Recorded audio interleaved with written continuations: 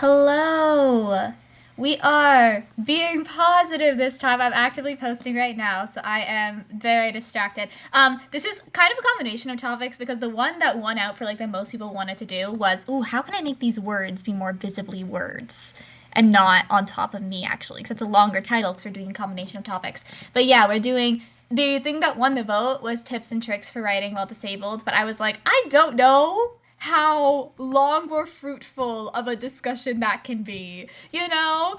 So we also combined it with the one to self-promote stuff because and also to like promote the works of people that you like and you enjoy because I feel like those go very hand in hand.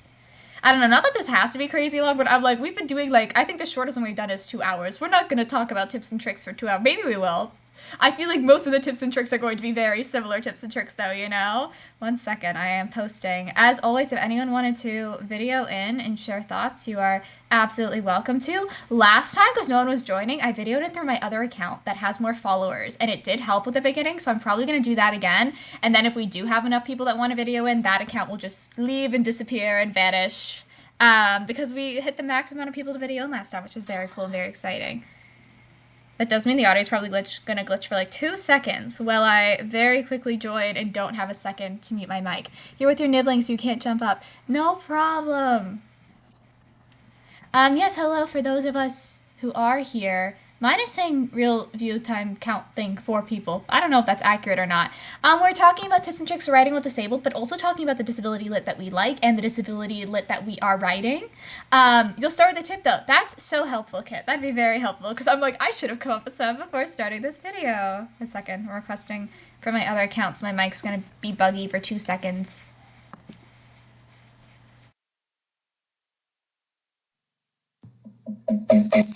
Okay. I hope it wasn't buggy for too long.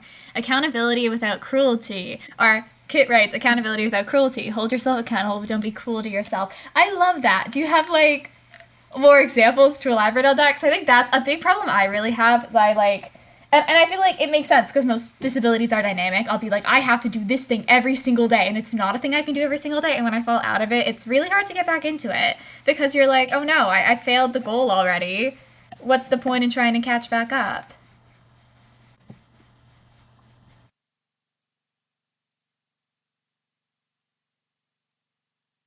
You ask your mom and family, like, I need to write, so please don't need me for an hour or two. That's really helpful. And it's good to have people in your life who are respectful of that. I find my family now that I'm like selling more books are a lot more respectful of me needing time to write. I have had like several instances before. Okay, the worst one, while there's no one here and I'm yapping just for storytelling purposes, is the way I met my mother's boyfriend, who's sweetest man. We love him. Stan, my mother's boyfriend. Was she decided to pick me up from work one day when I was home for the summer and surprise me by bringing me to an arcade that happened to be the same night that I had to have a manuscript like legally uploaded. Like they were pre-orders in. I could not legally not upload it. And like one, do not surprise an autistic person with an arcade, no matter how much they like arcades. That's a very overwhelming surprise. But two, I was so wildly overwhelmed about that and kept trying to like articulate that like I cannot be here right now. I have like a legal obligation to writing, but I feel like at the time we were more so seeing writing as like a hobby that I was doing, and I feel so bad because literally he paid for me to get so many arcade tickets, and I had to sit in my mom's car the entire time because I got overwhelmed instantly. Oh, and so you ask your family to not need you for an hour or two, and then when you inevitably get distracted, she's like, "Aren't you writing?" I love that. I need guilt. One of the big things I want to do with this was we have a Discord, and like I was like, this will be so great for those of us who need to body double, because I find like I can write better when I'm at the library and stuff, because then someone is multi-guesting. Oh no, Timothy's here again. Hello, Timothy.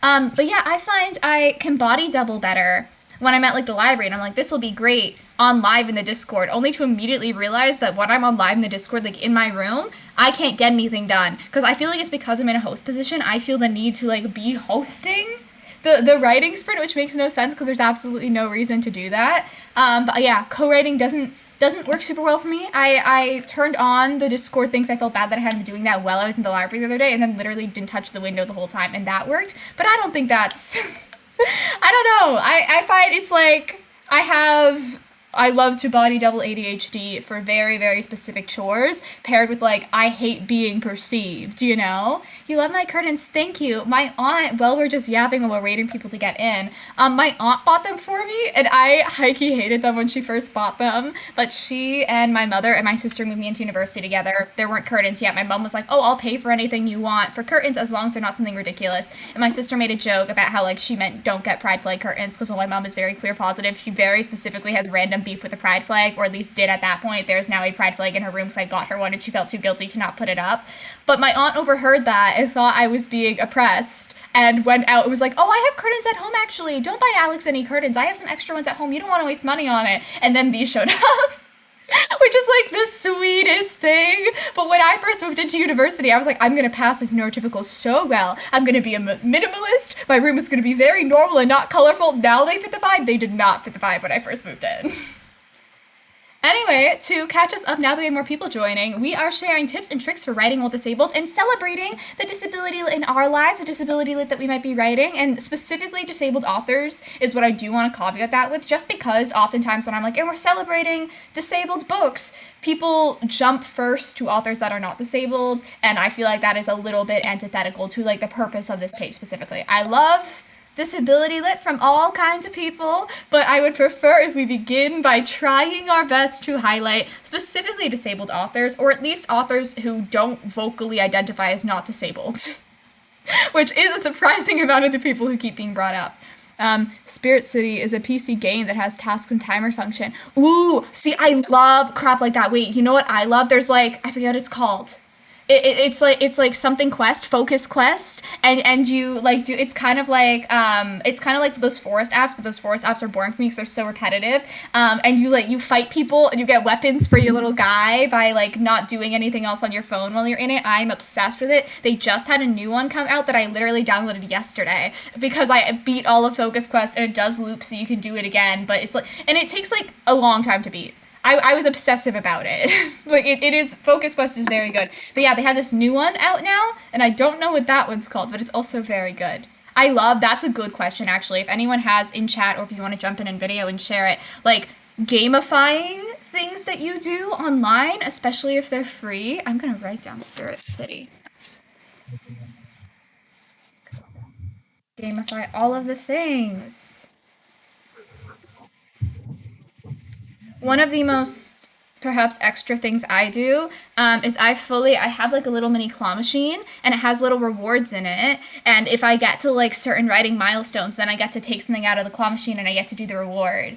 And that's very fun. I love like gamification is definitely something that helps me specifically with productivity. And I can see that being true for like a lot of neurodivergent people, especially if you have like ADHD or something where you need like that extra dopamine because the dopamine of doing the task is not enough dopamine.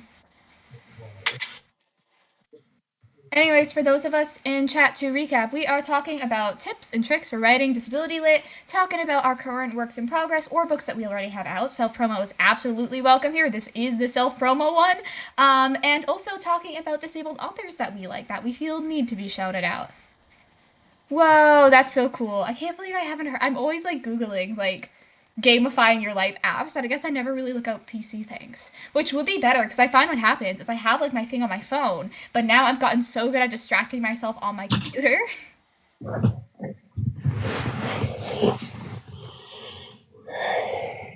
You have inspired me Oh yeah? To do what? to write poetry again. That's so cool.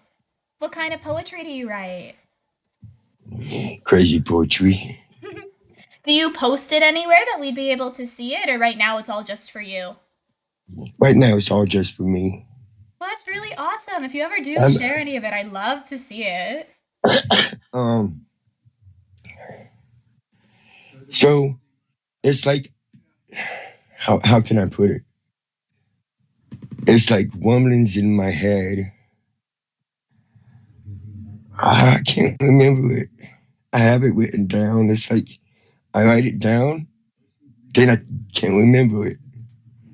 But I have like one that's like it talks about how my thoughts constantly keep going, and I'm like, where do they go? They just I mean, because where did they go? Your thoughts. I mean, you think it, you forget about it. Where did they Hmm. go? So they keep tumbling into my head, and that's all it's about. It's just random thoughts that tumble through my head. That sounds really cool. And poetry is such a good medium for expressing things that are like more difficult to express in traditional media. Kit in chat has also said another tip they love is a to-do list. You write down what you've done instead of what you need to do, which I think is so fun. I don't even know how to say the word. The one that starts with P and it's like timers. Podemo is like tomato. There's always tomatoes. I don't know if anyone knows that word. Um, Tomato, tomato. tomato. No, I literally that's like I know how to spell it, but I don't know how to say it, which is me with most words actually. Oh, it So turns out I you don't know got how to spell it. I tried to put it so in the chat and that didn't work either. that's like okay.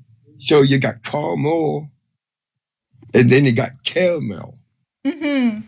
which is the same word but two different sounds. Yeah, no, stuff like the caramel one really bugs me because what it doesn't look like a chippy spelled caramel, but like my grandmother says caramel and it used to really bother me. Charlie's put the word in chat and I'm gonna try to read it and I'm gonna say it wrong.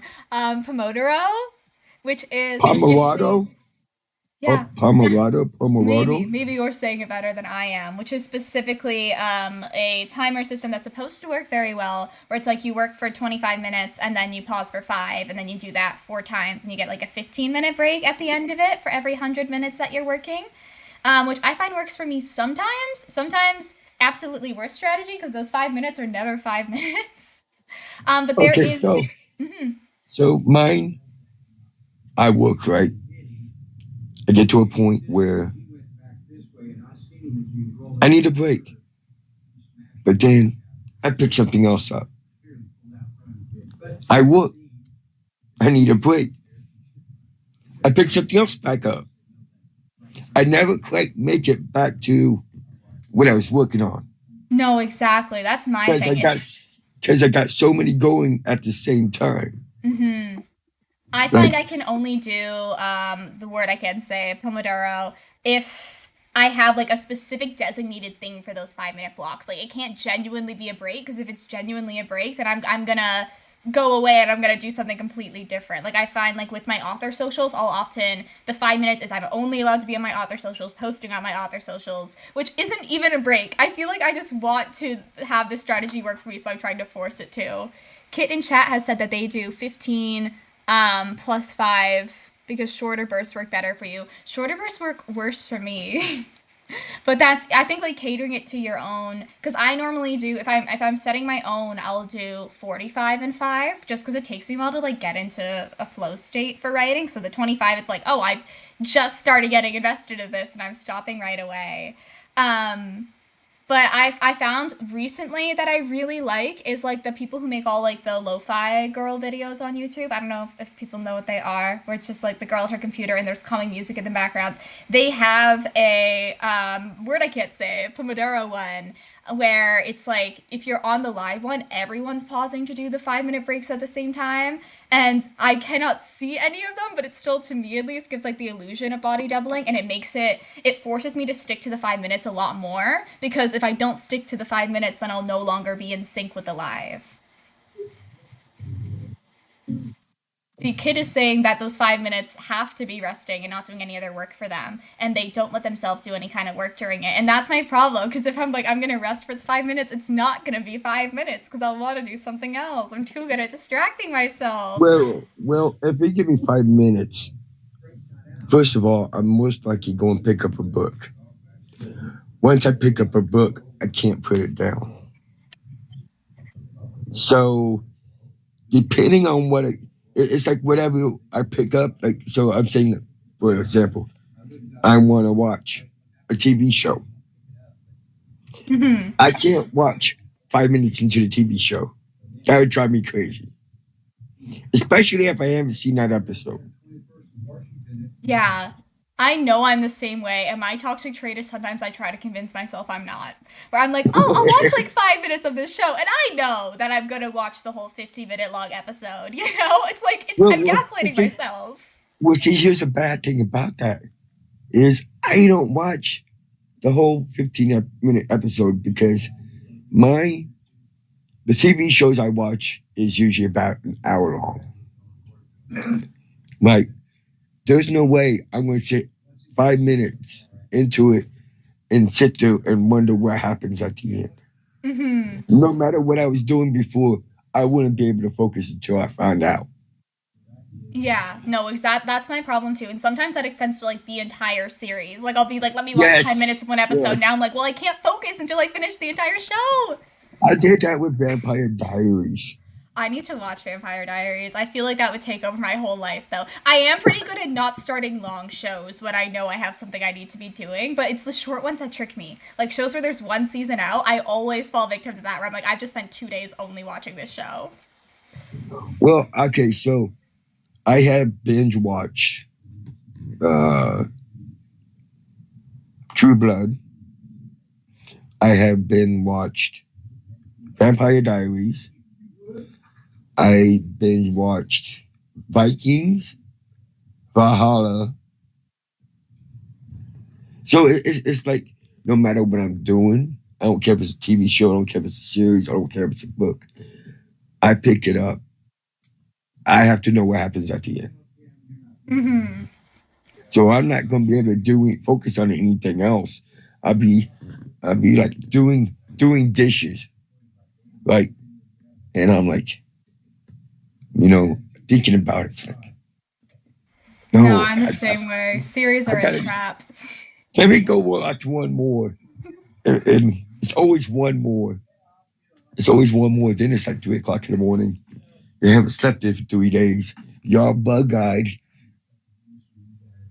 And you're like, okay, No, back to what I was exactly. doing.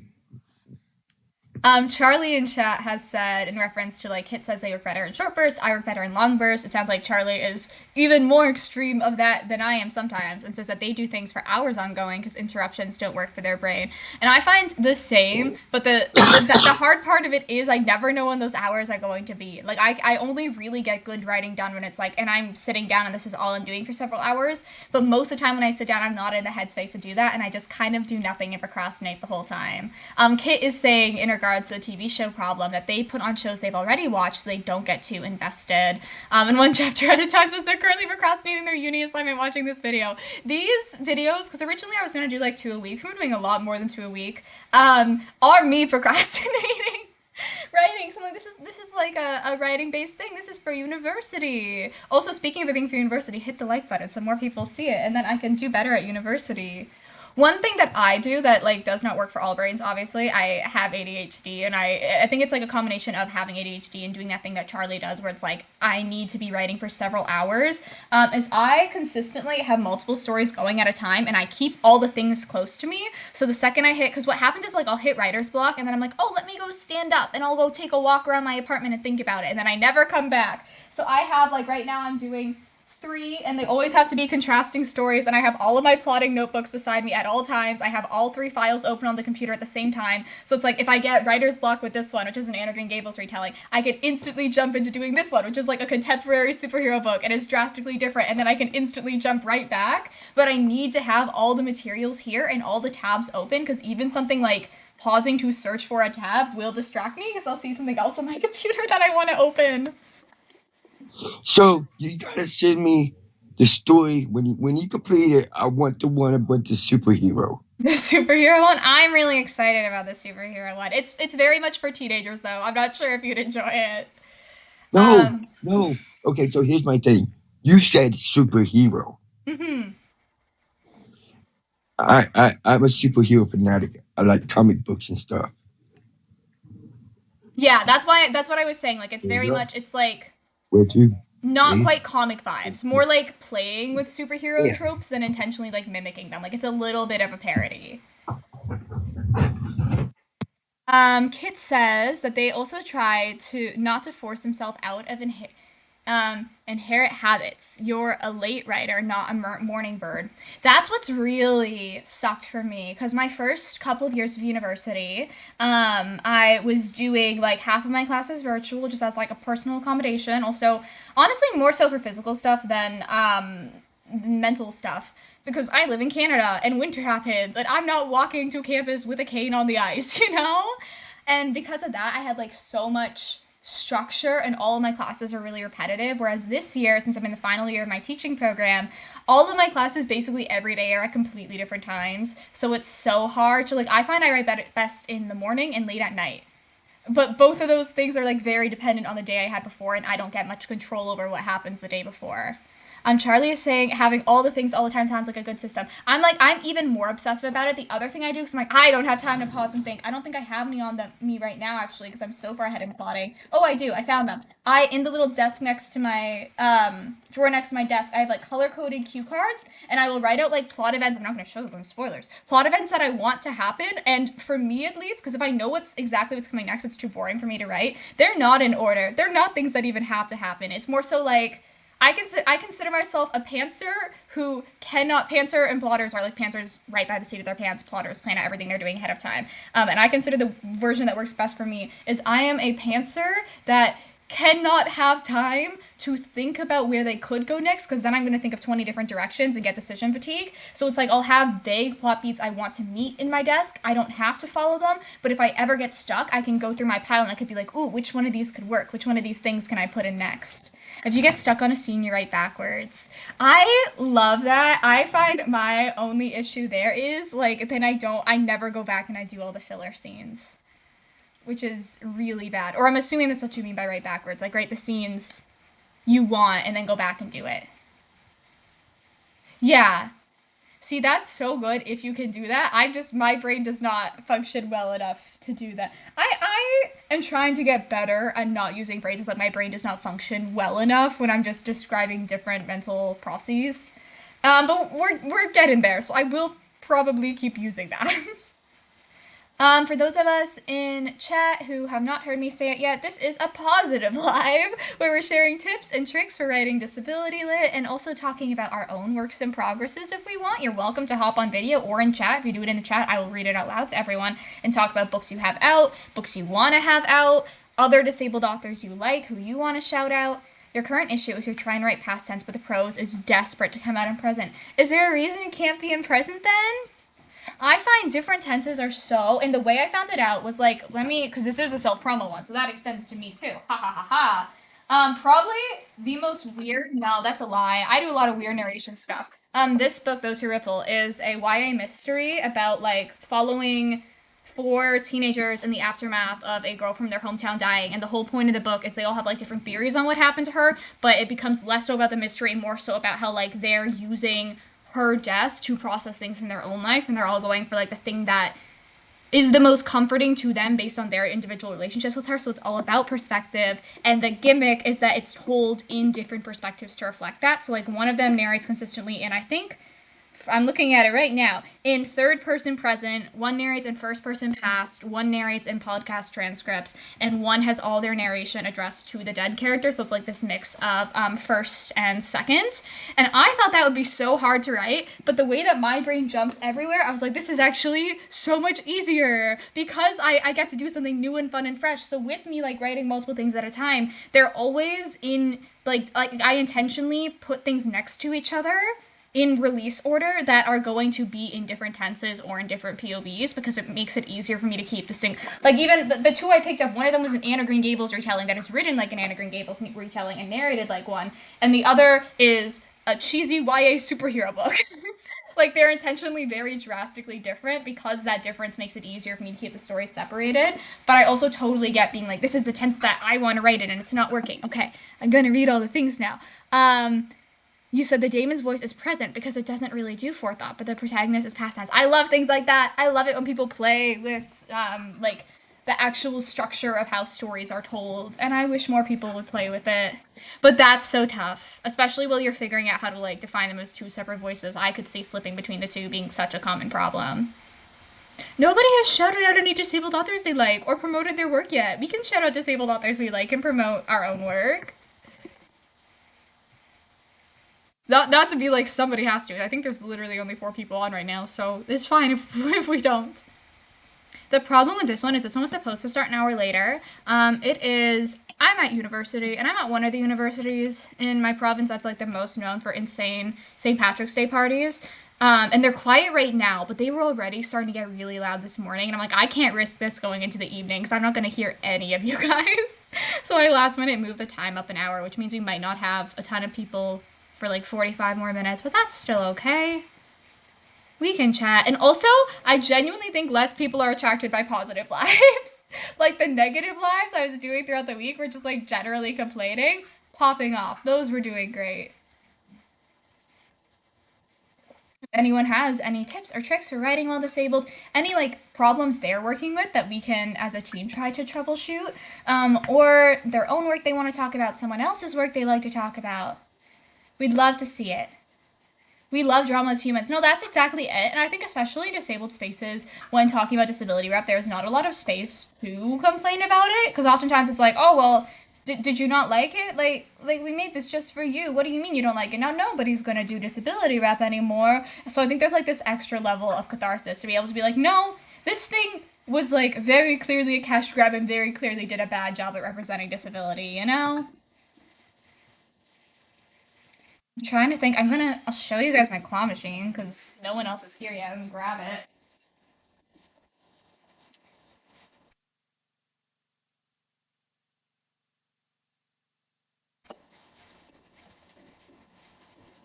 This is my little crappy claw machine. And I mentioned earlier when I hit writing milestones, I get to like turn it on and get something from the claw machine for the added dopamine. And I find that works really well for me. I love finding like little ways to gamify things. Or I'm trying to write a million words this year. And I have a spreadsheet. Did you hear me being winded from walking to the back of the room? But it's okay 'cause this is a disabled life, so that's like a normal thing. I have a spreadsheet that like I put in my daily word count and it tells me like how many more words I have to write per day to get to a million, and it's really fun to watch it go down. And it's also it feels like it was talking about earlier about being like a little bit gentle. It feels so much gentler, especially at the beginning of the year. It's going to feel stressful near the end of the year because it's like I can miss an entire day of writing and the amount of days I have to write per day goes up by like 3. You know? Like that's not going to stress me out. Um, and Kit says you also work on not forcing word count too much because you might not have added words, but you've edited research, etc. Yeah, I think that's really important too. But research is harder to gamify for me, so I don't know. I don't know what to do there. Humble Beef says rewarding yourself after completing goals, you need something like that. Yeah, and they don't have to be like monetary rewards. Most of mine are, I like stuffed animals. Most of mine are like, you're allowed to go buy another stuffed animal. But I also have things just like, and I'm gonna go to a place that I like, and I'm gonna go on a little walk somewhere. Or I'm gonna like watch a TV show or like order in popcorn and like binge an entire series and not feel guilty that I'm not being productive, which was something we were talking about earlier. For those of us in chat, we are talking about tips and tricks for writing disability lit or books that you're writing if you're disabled or disabled authors that you like. Feel free to put stuff in chat and I'll read it out loud, or you can hop on the live and share. Self-promotion is so encouraged in this one. Sour gummies is a good reward. I hate sour. No, I'm getting back into them. But I was like obsessed with sour gummies as a kid, and my parents let me eat way too many one time, and I got like violently ill. Like I can't even look at a sour Skittle anymore. But I've recently been getting like into Sour Patch Kids. Sour Patch Kids are so good. I have sweet gummies. I have gummies. Every single one of these lives, I pick up gummies at some point. It's because I'm autistic. And see, I feel like I'm gonna say this very normal term, and it's gonna get censored. So I'm gonna say it's slightly different. Chewing fixation, which is not the proper word for it, but it sounds dirty, and I don't want the live to get banned. But yeah, gummy is very good for that. Also very bad for what's the sound thing, mesonomia or whatever it is, which my dad has, because I used to like chew all my hair off when I was a small little autistic child, and my dad is a not small little, not small, not little, full grown adult. Yeah, misophonia. Undiagnosed autistic man who absolutely needs to get diagnosed and get on disability, but that's his own thing. And he hates the sound of chewing, but the only way we could get me to stop chewing my hair as a kid was like to have so much gum in the house all the time, and there was like a period in my life where we could not be in the same room because I couldn't be somewhere without chewing gum, and he couldn't be somewhere with someone chewing gum. See, I love the question Shan is asking because that's what I want us to ask. I'm gonna read it out loud in a second. Um, Humblebee writes, "You're here because you want to write in characters with disabilities, but you want to do it right," which is really great. If you have questions about it, please put them in the chat and we'll see if people can help. Charlie says, "Does anyone have any tips on how to finish projects? You feel like you do tons of work, then just forget." Which was my vibe too until I got on the internet and said, "I'm gonna write a whole book." I find accountability is so helpful, and having someone you talk about your projects with who's gonna get hyped about your project and is gonna be like, "Is it done?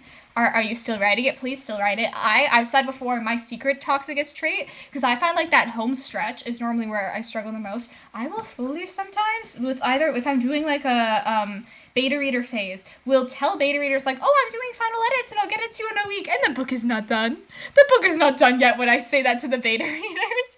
Or there have been times where I have fully put something up for pre-order knowing there are a couple of chapters missing because I'm like, hey, now I'm legally obligated to finish this. I only can do things when there is like a clear deadline in sight, but I would not suggest specifically doing that second one because of the legalities and if you don't finish it. Shan says, "What's a good author that represents disability extremely well?" I would love it if other people had opinions there. I know one that's gonna come up is everyone loves Andrew Joseph White, as they should. Seems like such a cool guy. He is mutuals with the person who's signing off my university assignment for this. Fun fact, Ryan Vale. Al McNichols. See, I'm only listing autistic people. Because that is the circle of the internet that I run in. If anyone has any suggestions that aren't, who's the woman who wrote Pet? Pet is so good. If anyone has any other authors they want to shout out, because this is our nice, happy, celebratory things, especially if they're authors who are disabled, because we are trying to focus on authors who are disabled. Humblebee, I'd say that's a very vague question. Sorry, one sec. I also, if you're looking specifically for like disability rep, Shan, I don't know if I've like said this to you or if I've seen you before in chat. I am, as part of the university project, this is for compiling like a master list of disability lit. It's almost 200 books right now. I keep meaning to add to it, and then we do a lot of these instead. It will be over 200. Yes, I love Lee Bardugo. We have the same bone condition. Literally the only thing and it never helps the conversation. People are like, "What's wrong with you?" And I say, "I have osteonecrosis." And they go, "What's that?" And I say, "Lee Bardugo has that, but none of her characters do." And it doesn't help anyone. No one gets any additional information there. It's like not even me trying to tell them more about my disability, just me wanting to brag about having literally anything in common with Lee Bardugo. Um, yes, thank you. Oh my god, see, JV Bates has put in the name of the author who wrote Pet. I was fully going to look it up and then I forgot. Yeah. Kit is specifying that Kaz's disability is acquired. I have actually so many opinions on Kaz's disability as someone who has the real world disability that Lee Bardugo has and also writes YA disability lit, because the real world disability is osteonecrosis, which typically does not start affecting people until their 30s to 50s. So I do kind of get where, like, even though she's writing a cane user, she says she's drawing a lot from her own chronic pain. Even in my own writing, when I write osteonecrosis, it's not called osteonecrosis. It's just bone condition, and it doesn't get a name because it isn't super realistic to write teens with specifically Lee Bardugo's physical disability, even though I've had it since I was 11. Like, teenagers, what they do exist, they're just outliers. And especially because really, the only teens that tend to have it are teens who have either gone through chemo or had sickle cell. I had neither. I'm a really weird outlier. And especially because like sickle cell is such like a racialized thing, you obviously don't want to randomly code a character as having gone through chemo. I do get in that specific case trying to avoid having it be like 100% own voice disability rep, you know? And I will say, on Six of Crows too, like there's a reading disabled character too, which we love to see. Humblebee says, "What are some tips for staying away from pandering or offending?" Um, Pandering, I am not. I'm not super sure what would be pandering. I think a lot of the things that people call pandering when it comes to minority lit is literally people just not like seeing minorities in books. Because at the end of the day, like if you're writing disability lit, and especially if it's disability lit, I think there's a difference between books with disabled characters in it and disability lit. If you're writing disability lit, it should be most appealing to disabled audiences, and therefore, I guess, technically pandering to disabled audiences. But with offending, talk to disabled people. Make sure you have disabled, depending on how own voice or not own voice something is. Um, depending on how own voice or not own voice something is, having literally a paid sensitivity reader or disabled beta readers. If you don't know the difference, let me know and I can explain the difference. Um, and also, if you don't want to harass your real world friends, which is so fair, I think vlogs and blogs are such a helpful thing to be engaging with when writing disability rep. And it's also important to like look up actual list of symptoms and look up actual like diagnostic reports and stuff. But at the end of the day, those are not going to tell you how to write a character. They're going to tell you how to write a disability. And I think pairing that with things like blogs and vlogs give you that character aspect of it, where they are telling you how to be like, what is it like day to day to live with this, and not what is it like to be in a doctor's office actively getting diagnosed with this. Archdamon Kit says they do feel like a lot of acquired disabilities are written to appeal to abled readers, and I agree. And I also, what really bugs me, I'm so glad you have that opinion, because I've definitely mentioned it before. The way that, like, there are certain harmful tropes that are disproportionately applied to characters who do not have acquired disabilities. And I hate that people act like they're not. Like, I try to have a cool, engaging conversation about the choice to have Victor from Arcane be the only person with a labeled sexuality, and that labeled sexuality only being labeled to be like, no, and he's not romantically into anyone. Well, he's also the only prominent, like, from the entire time we know him, I do think it is technically implied to be like a, like, acquired disability there too, but it's like an acquired from very, very, very, very, very, very, very early childhood. Like, we never know him as a character who is non-disabled, and it seems like he's lived most of his life as a disabled person, right? And that is a trope. That is the disabled person who is asexual and does not have any romantic partners. And, like, as an asexual disabled person who loves writing asexual disabled people, it is a trope. It's weird he's the only person with a confirmed sexuality there, and it is specifically to be like, no, and he's not allowed to like anyone. And the amount of people who got mad at me and they were like, well, Sevica, hot muscle mommy character, loses an arm at one point and gets a really, really cool prosthetic arm. She's also disabled, and she probably has so much word I can't say on TikTok. And I'm like, did we not hear how those are different things? Like, I feel like characters you get to know before they're disabled do not get as, like, and they do sometimes fall victim to harmful disability tropes, but not nearly as frequently as characters who you get to know well they are already disabled, because you're viewing them through a different lens. Like, Sevica is a character who had something happen to her. Victor is a character who is disabled since introduction, and it is an irremovable part of his characterization. Not to talk about Arcane again. We talk about Arcane so much here. Humblebee says, and again, if anyone wants to hop in a video so I'm not the only one talking, they can. Humblebee says, well, pandering is like adding in a disabled character just to make the material seem inclusive. But see, here's my thing again. I think, truly, people are always going to call it pandering. I think it is impossible to add in a character of any kind of minority that someone is not going to look at and call pandering. It's only pandering if you are doing it just to make them, like, it's only that issue if you're doing it to make the material seem inclusive. And that's your only concern, and you're not actually, like, viewing them as an actual character. I don't think there's much you can do to avoid something coming off as pandering, because it's not gonna come off as pandering if you do, like, it's only gonna come off as pandering if it's A, offensive, which is the other thing we were talking about, or B, if the person is not in the target audience and kind of gets uncomfortable every time they see disabled people. Like, disabled people are the most underrepresented group proportionally in media, and until we are more equally presented, there's a ton of people who, the second they see a disabled person, just because they're not used to it in media, are going to be like, this is pandering. And they're in here to prove that you, the author, are a good person. Like, I write my own disabilities most of the time, and I still people be like, this is pandering. You're trying to prove you're a good person. It's like, maybe I just don't know how to write, like, abled people. Humblebee says, that's a good idea. Blogs and vlogs are more personal. Maybe you need to find a good memoir. Yes, memoirs are so good too. And if you're not a memoir person, also, own voice fiction. Own voice fiction is real good too. I love own voice fiction. Own voice, for those of us who don't know, because I sometimes talk in terms that are like, I'm on a very specific side of the internet, is books where the minority representation featured, so in this case, like disability representation, is reflective of the author's experiences. Or reflective of the author's labels, not necessarily their experiences. Own voice can, like, be fantasy and stuff. It's not nonfiction. Although there can be own voice nonfiction. I shouldn't have tried to define that because I made it worse. Yeah, for those of us in chat, we are sharing tips and tricks for writing while disabled, and we are also highlighting the work that we have made as disabled people. If you want to pop on and shout out your own book or shout it out in the chat, and I will talk about whatever you write about it in the chat. And also other authors that we like. Thank you. That's the second I love you curtains.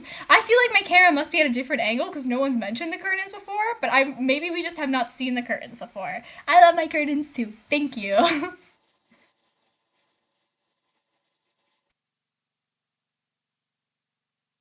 Anyone has any questions for things that they are trying to work through in their writing, those are also super allowed, and then we can try and come up with tips for those. Or any tips or tricks, or just authors that you like that you want to yap about. Or yourself. Yourself can be the author that you like that you want to yap about. This is the one like dedicated to self-promotion. You're not a disabled author, but you're disabled in writing a PhD, which I guess is kind of the same thing. Yeah, feel free to tell us about your PhD. Charlie's saying someone got really mad at you once and demanded to know why you gave a character a prosthetic leg, LMAO. I'm guessing by the LMAO, do you have a prosthetic leg? Like, it's silly regardless, but like, it's literally so. I had it as one of the topics for people to vote on, and no one voted on it, which, like, fair, because I think there's not a lot of lit for it, or, like, representation in general, which is why I combined it, actually, with another topic. Oh, by the way, if you want to vote on the topics of things next time, it's at the link in my bio if you go to panel, the one that says panel in it. But anytime I write a character who has more than one of, like, literally my disabilities, the comment, like, I have to choose which ones to mention in which videos, because if I mention them all, the comments will be like, grr, this is so pandering, and I have to be like, bestie, those are my labels. Those are, like, the big one. One of my books, A Tale of Seashells and Shenanigans, the protagonist is ace, non-binary, sapphic. See, it's a lot of words. Words are hard.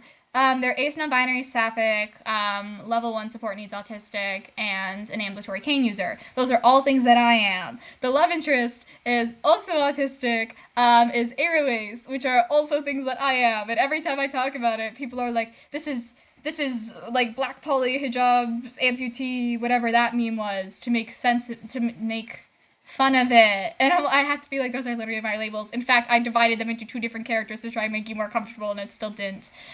Kit is saying they really want to do the spice panel because you think once you get into it, you'll have more to say. Yeah, I do too. People just aren't voting for the spice panel. And also, I love the idea of doing the spice panel. Part of me is like, is this not the proper forum for it, where we will absolutely get the live, like, blocked? I want to look more into before doing the spice one, specifically because I think it's just for, like, the active live if it gets blocked. But I do want to look into that. No, you're not late. We started an hour earlier than normal because at my university, it is a party weekend here, and I forgot about that until people started partying at 10 a.m., and then I realized that if we go into the afternoon, I absolutely will not be able to hear any of you. Technically, we were supposed to start in 30 minutes, but we started 30 minutes ago. Okay. And if anyone wants to pop in a video, you're super allowed. Fog says, I struggle when writing one of my main characters who's disabled, as your disability experience is so personal. Is the character disabled in the same way you are, and is that why it's difficult? I find I'm having trouble making my thoughts into sentences today, so I'm sorry if that's discombobulating for anyone else. Sometimes I think that's happening, but it's more inside my head than anywhere else, so maybe you haven't noticed, and I'm sorry if now that I pointed it out it made it worse. Ooh, we have someone popping on video, so it's not just me. It's been just me for like 30 minutes. Hello. Sorry, there's a word limit on the comments, so it made it a bit hard to type. But yeah, one of my main characters is disabled, and they weren't born disabled, but they've become disabled. Not in the same way that I've become disabled, but it's like a similar sort of experience. But my issue is that sometimes it's so personal. Like when I'm like my experience is so personal that when I'm writing it, I'm just there like, can I even put this in a book, or are people just going to be like, ew, what are you doing? It's because genuinely one of the most healing books for me, because this is a self-promo one, so I get to mention my own books this time to write, is a contemporary sapphic ace Cinderella retelling about grief that I specifically wrote because with my autism, I find like social rituals are hard, and grief is a social ritual and is one that I feel like personally guilty for getting extra wrong, because I feel like everyone really struggles with it. And I fully wrote it being like, this audience is only me. Nobody else feels this hyper specific thing that I'm stressed about all the time, and there is going to be no audience for it, and it is to date, like the thing I'm the most happy I've written, because I've gotten so many lovely emails of people being like, oh, like I literally posted about it earlier today, and someone commented, was like, oh my god, I felt this way my whole life, and I felt so guilty about it. I've never seen it talked about. So I would say like write it, because there's people out there who are gonna resonate with it, and then in turn you can use it as therapy because they'll make you not feel alone. Sorry, I see someone else was requesting. It's just taking a second for it to open up and let me let you in if you were still requesting. And if you requested and then it stopped, I am sorry. You might have to request again. I'm on my computer, and if you have tried to use Live Studio on your computer, you know it's terrible. Good news though, this morning, TikTok finally accepted the fact that I am indeed 23 years old. Because I hadn't been able to do anything on my phone. Okay.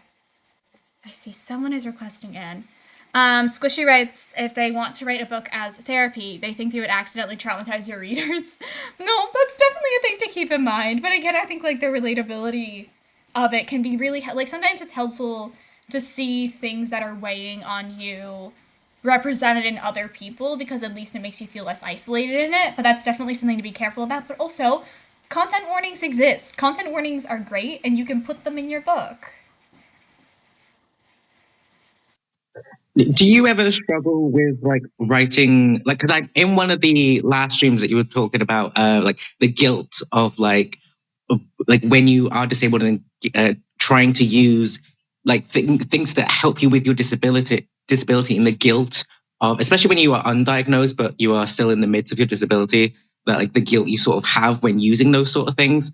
That's like probably like the biggest part I struggle with when writing it, because like the character themselves feels a lot of guilt, but it's also very hard to like put into words that sort of experience, because it's so specific, I guess.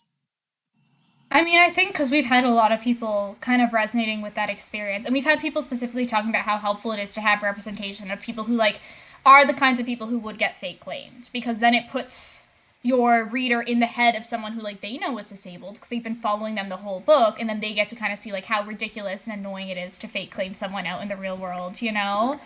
I would I would say if you're comfortable writing it, I I don't know. I think that's like such an important thing to write, and I think that's such a helpful thing to write. And I think it's something that we often don't see talked about that a lot of people would resonate with and a lot of people would really like. I'm not sure what's, is it like specifically like you don't know how to phrase it, or is it like it's just too close to home and it's difficult to write because of how close to home it is? Sometimes it's difficult to write, but also sometimes like where like one of my other friends who is an author sometimes like proofreads my work and stuff like that, and they'll bring it up sometimes and be like, this feels like too heavy for like the content of so like some of like the parts of the book, but I feel it's like really important for parts of the book, but I don't want it to be like the other person said, like traumatizing my readers through like your experiences kind of thing. What genre do you write? Mostly fantasy and like fiction. Think like, is it like for children or no? Because I don't think Oh that would be no, traumatizing at all. no, just it's like adult fiction. Well, and I also think especially I read a lot of cozy fantasy, so I have a lot of opinions on the things that we say like are okay and are not okay for genres. I think minority lit of any kind to feel authentic, oftentimes even if it is like a light happy story for a lot of it, does have to delve into these realms of like ableism, of racism, of sometimes homophobia, depending on the world system that you're operating within, because it doesn't feel honest if it does. Like it's almost like you're writing a book with a character who uses a cane instead of writing a book with a character who is disabled if you shy away from that the entire book, you know? And I think there is so much strength in having kind of like a lighter story that occasionally has darker, more honest moments, because then your reader is going to be kind of like more prepared for those darker moments and are more like it's going to make it easier to transition out of them if it's not a super heavy story surrounding it. Mm.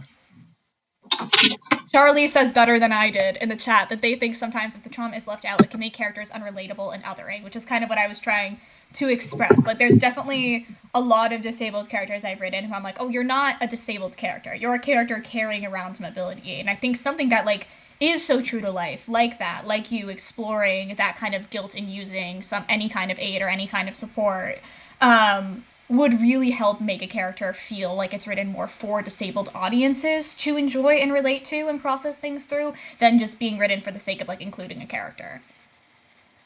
Yeah, that's like my biggest fear is that like that people are just gonna go, oh, you're pandering, and it's like, no, these are my personal experiences, but also like because like the like two main characters in the story, like it's like a whole like like one of them's non-binary and queer, the other one's disabled and queer, and like it's like because a lot of those experiences are my own experiences. It's like how much do I put in there before people start to be like, this is too much representation? Because like I've read books sometimes, but I'm like, this is just too much representation.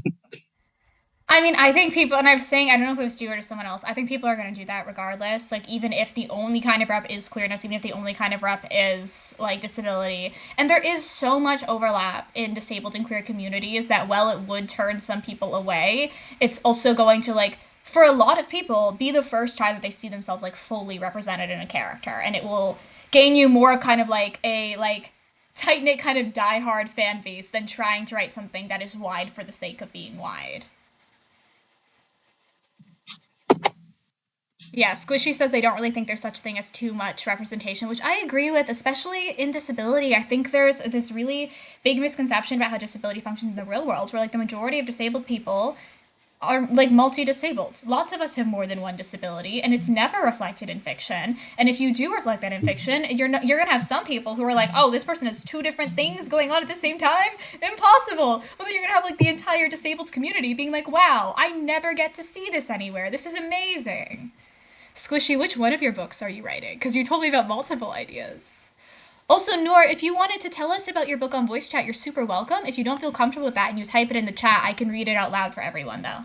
Because this is our very, like, self-promote. Tell us about your own work one. Yeah, I don't mind like sharing it on live if that's all right. Yeah. Okay. So basically, I'm like also want to write like this autism love story and stuff, and I had basically like like obviously like a few ideas how it could be doing it. One of the ideas I came up to like sort of do like a monologue sort of thing, which is going to be like this lead character.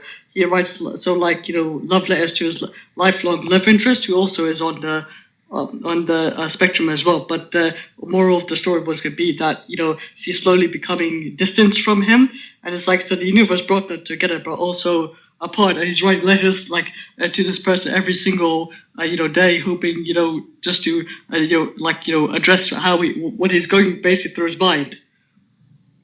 Sounds really cool. Have you like started writing? Do you have like any author social medias we can follow you at to get more updates on that if anyone's interested in it? Yeah, so basically, I've actually post updates on obviously as well on TikTok. I post also Instagram, which is the same username as my TikTok. So and also I guess I can also share in the Discord group as well if you guys are also part of it. So which I don't mind sharing updates, and obviously you can link my TikTok and Instagram socials in the Discord as well, so you guys can see it if that's all right. That's awesome. There's I don't know if you saw in the Discord, there's specifically a channel for self-promotion that literally nobody has used. I posted it yesterday because I was sad that no one's used it. So I'd love if you shared things there. Reem has joined us. Did you have anything you wanted to say, Reem? Hi. So I don't write like full books, but I do like little slice of life sort of things. And I have mostly just shared things with my friends and like friends, family, But every time that I write, I always, not always, but most of the time I will have a disabled main character because I don't know how to write abled people properly. And my friends, most of my friends are disabled, but not all of them are. And I've noticed that my disabled friends get very like, hell yeah, another disabled character. But my abled friends will always be like, another disabled, like, are you sure? And I just think that's like so lame. Like, like, yes, another disabled character. I think we should have more disabled characters. Absolutely. And I think, like, again, like, disabled people are statistically the most underrepresented group in media, just in terms of, like, proportionally. I don't think that statistic is true if we're not talking proportionally, but proportionally, we are the most underrepresented group in media. And doing things like that, where it's like, hey, I'm gonna maybe overrepresent disabled people in one story when they've been underrepresented in literally every other story. I think there's absolutely nothing wrong with that. I think that's really important. You gotta level things out. Right. Hi, Kit. Sorry, Kit in the chat is leaving. To catch us up with chat, Smiley Face says one thing they love about writing. One thing they love writing about is the power of disabled vulnerability and intimacy. Which, yeah, I think that happened while we were talking about. Gosh, I'm checking names. Fogg's story and wanting to represent things that they're worried about representing, and I think like there's so much power in disabled people just like wanting things and being like dynamic, complex human beings. Trying to catch us up with chat. Venus says, I started writing short histories. I just don't know where to post it. You can post it in our Discord for me to see. Because I'm curious. Not that you have to, but you can. Charlie says, do you think we're underrepresented because of people not wanting to provide accommodations to creatives? I think it's both people not wanting to provide accommodations, and I think disabled people as a whole are a group that perhaps makes people slightly more uncomfortable than because that's not to say people are queerphobic, people are like racist, people are all of the icks and isms, but with ableism specifically, I think a lot of people get uncomfortable seeing disabled people in media even if they would not consider themselves ableist, because I think because ableism is like the one group that you yourself could enter at any point, there's like this innate fear and discomfort that a lot of people see because we are a lot of people's like worst case scenarios. Unfortunately, I think it's like a lot of things kind of mushing together. And there's also, because media does not represent disabled people, and because disabled people are not in all spaces all the time just because of accommodations and just like access issues, people like vastly underestimate the amount of times, especially in the comments on this, I have to be like, no, like depending on where in the world you are, most places anywhere from like 1 in 4 to 1 in 5 people are disabled. Globally, 1 in 6 people are disabled, and the only reason that number is smaller globally is because of places where people do not live past like getting disabilities. Like disabled people are literally everywhere, and a lot of people very selectively pretend that we're not, so when they see us in media, it's a little bit of a jump scare. I definitely agree with that.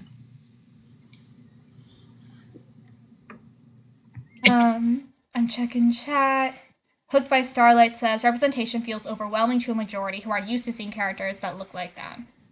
Yeah, and I think that's the problem. Like, because until disabled people are more normative in fiction, any kind of representation, people are going to be like, oh my gosh, so much is going on. It is like literally 1 or 2 disabled people.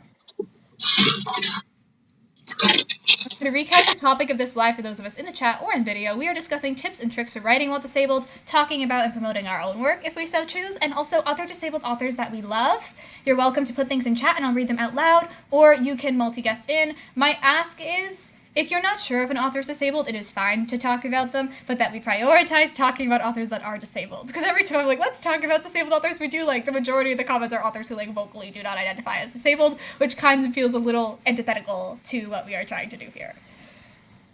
And also, if you're someone who is writing something and needs tips or tricks, you can put questions about that in the chat or say something on live.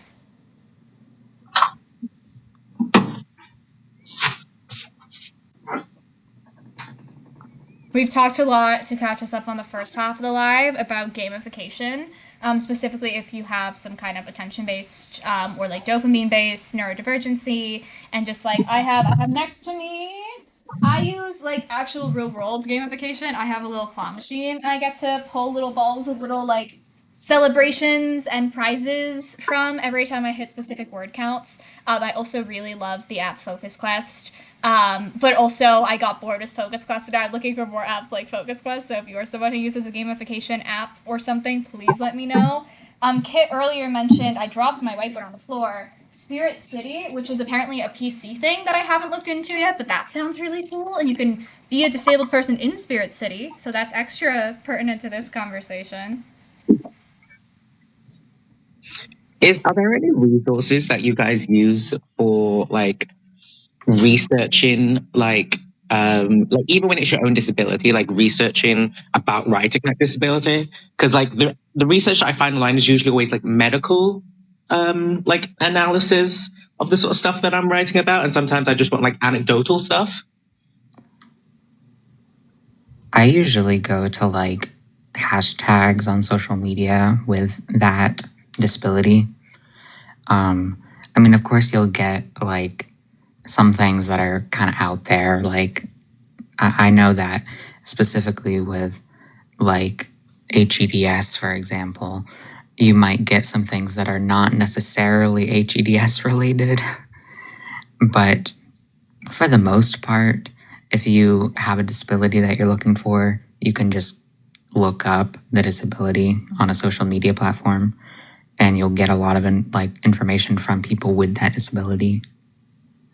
I also definitely mentioned it earlier, but I love a good day in my life vlog. I find like it is, yes, helpful to read like those medical texts to get a more like full scope diagnostic picture of how disability impacts people, but it's also so fun to watch day in my life vlogs, and they give you like a view on the day-to-day life of one person with that disability, and you can oftentimes find like tons of them.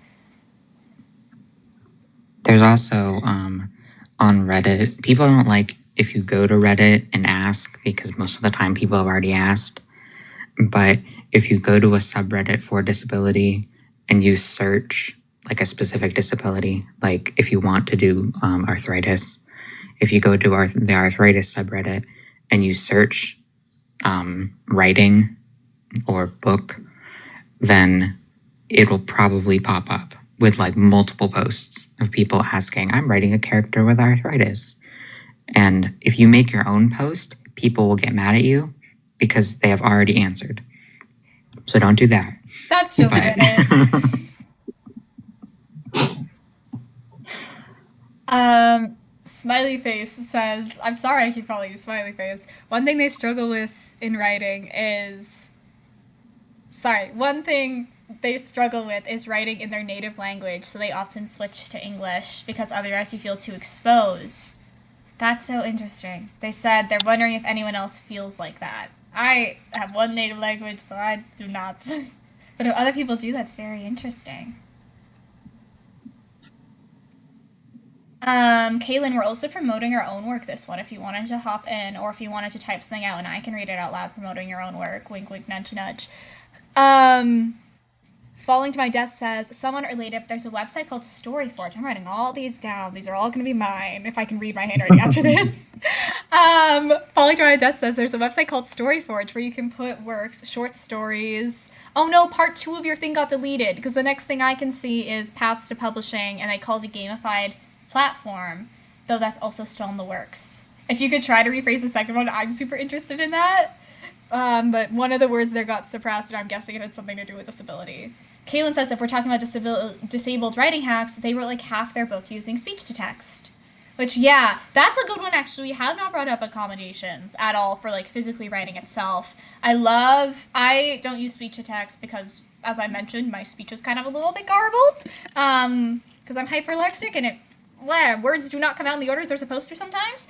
But I love using the reverse. I love using text-to-speech when editing. I genuinely think the one in Microsoft Word is one of the best ones on the market, which is so funny because there's so many that try to charge you, like, so much money, and I've got them all, and then I always come back to Microsoft Words, and Microsoft Words is also really helpful because then you can pause and edit as you go.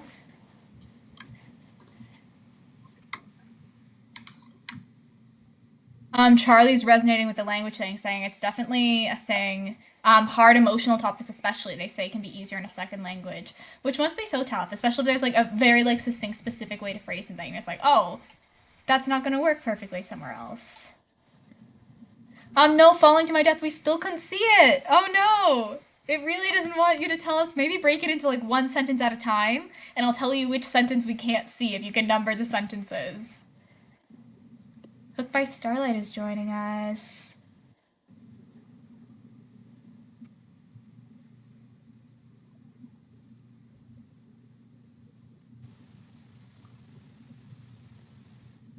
Hello.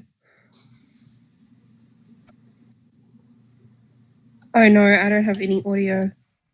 We can hear you. Can you hear us? Oh, there we go. It took a second to connect. Sorry. Okay. I actually joined entirely by accident, so sorry about that. Okay, no problem. You don't have to say anything if you don't want to. I'll hang out. Okay.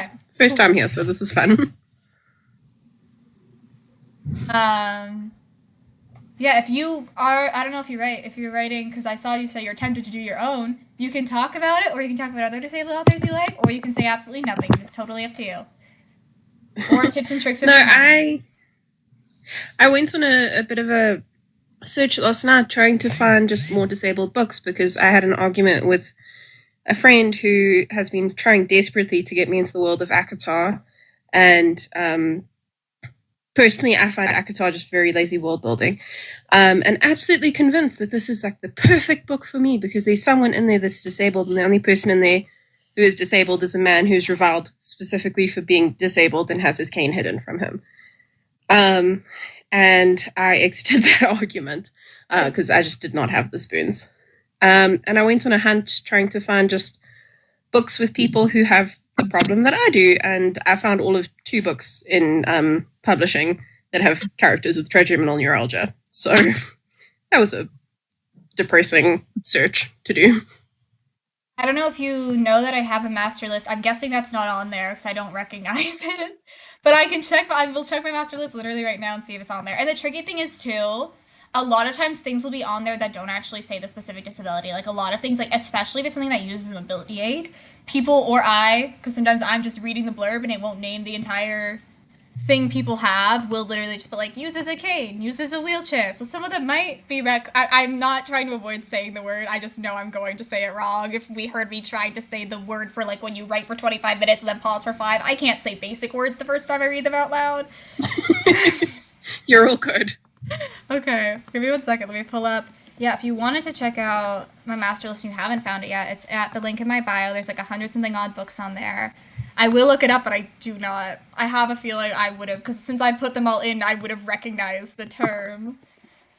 Yeah, unfortunately, I just don't think it's something that most people are out about, which is really sad because it is, in terms of, you know, as much as it is a rare condition, it is one of the more common of that sort of subset.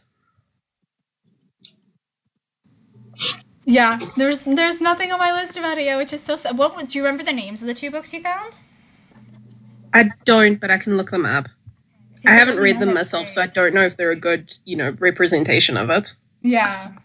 Also, to say that ACOTAR is good disability rep because one of the characters who is only in the first book and is terrible disability rep, and to say that's a good, you would enjoy it just because it has one disabled character in it that you don't see for the rest of the series, that's wild. An eye. I read ACOTAR when I was 13, but I vaguely remember someone doesn't have an eye. Is that treated as a disability? I mean, he gets a replacement eye that entirely erases, like, being, like, obviously he still is missing an eye, and that is a prosthetic, but, like, that's not really what I was looking for when I was looking for a disabled character. No, that's so fair. Like, I can't hate on Sarah J. Maas because I love the Throne of Glass series so much. I read it when I was in high school, like, God, years ago now, and I loved that series. But ACOTAR is not a good series. If you're going for disability rep, ACOTAR is not that. It's never going to be. Yeah, and then she followed up with, and one character has their wings clipped, and it's like, bestie, I don't have wings. That means nothing to me. I want to read Caitlin's thing in the chat because, yay, self-promo. Caitlin says their book is called Love on Grandpa's Ranch. Addie has cerebral palsy, which so does Caitlin, its own voice. After her dad dies, she moves to her grandpa's ranch and falls in love. Yeah, my personal beef with ACOTAR has literally nothing to do with representation, because again, I read it when I was 13. Well, actually, I have 2 personal beefs. One, they're lying about the fact that it used to be categorized as YA, and it makes me so mad, because I'm like, some people are like, no, but it got misshelved. It did not, like, you don't get books into a bookstore or library, and then they're like, where do you think this goes, random bookseller? You know, there's categorization data there. And I was like one of the kids who picked it off the YA shelf when I was 13, as most of us did. If you look at, like, the metadata for, like, the, like, I think actually the best cover, the one that doesn't have people on it, the original cover, the actual publishers were putting it out as YA, and then when they got in trouble with it, they're like, no, it was just getting misshelved. That had nothing to do with that. So it pissed me off, because, like, I was already reading fanfiction, don't get me wrong, but it was kind of wild to just be in, like, the school library and I'm like, oh, I'm reading porn now. Interesting. But two, I hate that she uses the name Tamlin because I love the Ballad of Tamlin, which is like it's in the like category of Beauty and the Beast retellings, but it is drastically different than most Beauty and the Beast retellings. And what she wrote is predominantly a Beauty and the Beast retelling that takes a name from Tamlin and takes one concept from Tamlin, and it makes me so mad because Tamlin, if you've like read any version of the Ballad of Tamlin, is so inherently queer. This entire ballad is like this girl's not like the other girls. She has short hair and wears pants, and this fairy is obsessed with her because of it. She literally deflowers the fairy within the story itself. Like it's so gay, and now I can never mention Tamlin as a character without people being like, "Oh, the abusive asshole from ACOTAR. How dare she?" I was literally talking about this with one of my mates. So I live in Wales, and like me and all my friends are Welsh. Well, aside from one of them, they're English, but we forgive that.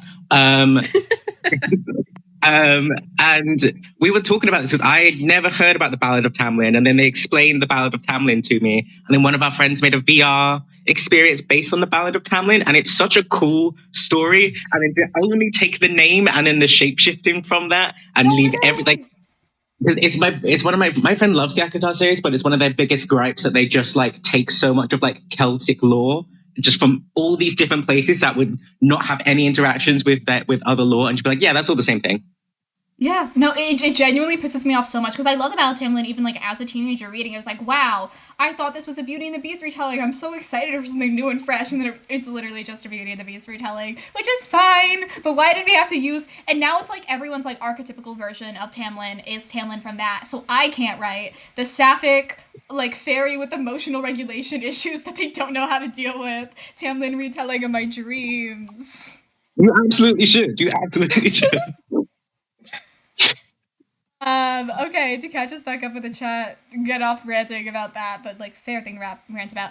Ooh, Reem has brought up Habitica, which I love Habitica. It's an app to gamify habits, and it's a little bit like D&D-esque, which is fun. We love things that are a little bit D&D-esque.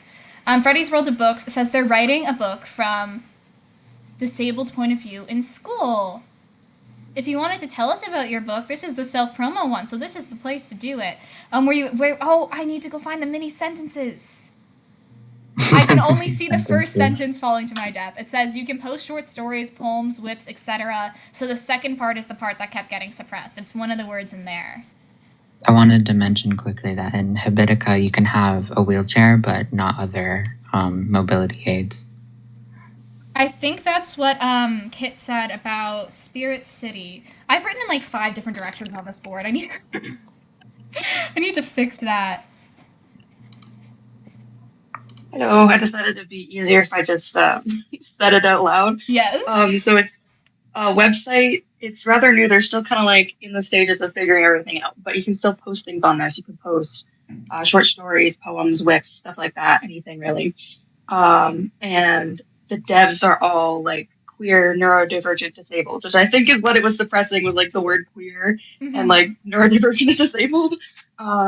But yeah, it's really neat. They have like a Discord too. It's a nice community. Their whole thing is like it's a website by writers for writers, so that and they're gonna like put in paths to publishing, and they call it like a gamified writing platform, but that's not quite in the works yet. But like everything, it's really cool what they're doing. But yeah, I just wanted to mention it. What's it called again? Storyforge. Storyforge. Cool. I'm gonna write that in the chat too, so people who aren't me can also get it. Storyforge. Yeah, that sounds so cool. Development takes a while, but I am so interested in looking into that. I mean, they've already come really far in like a year, so like they've only been up for a year. They did like a 30K in 30 days writing challenge in November. Like they're already doing pretty well, I'd say, but they're like a really small team, so it takes a bit to get everything running. That's awesome.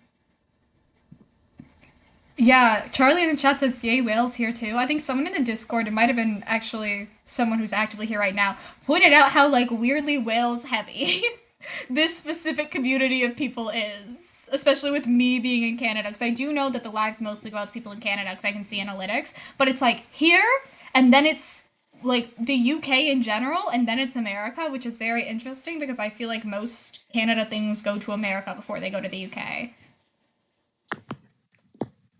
Freddie says their book is about a non-binary neurodivergent person with chronic pain and hypermobility. I started found the books. Okay, meet me in the garden and Orion. I'm gonna write them on another thing. It has character names on it, but I don't need character names. I know the names of my own characters. Sorry, I talk to myself literally constantly. If I'm muttering to myself and someone has something else they want to say, please do. I just hate silence.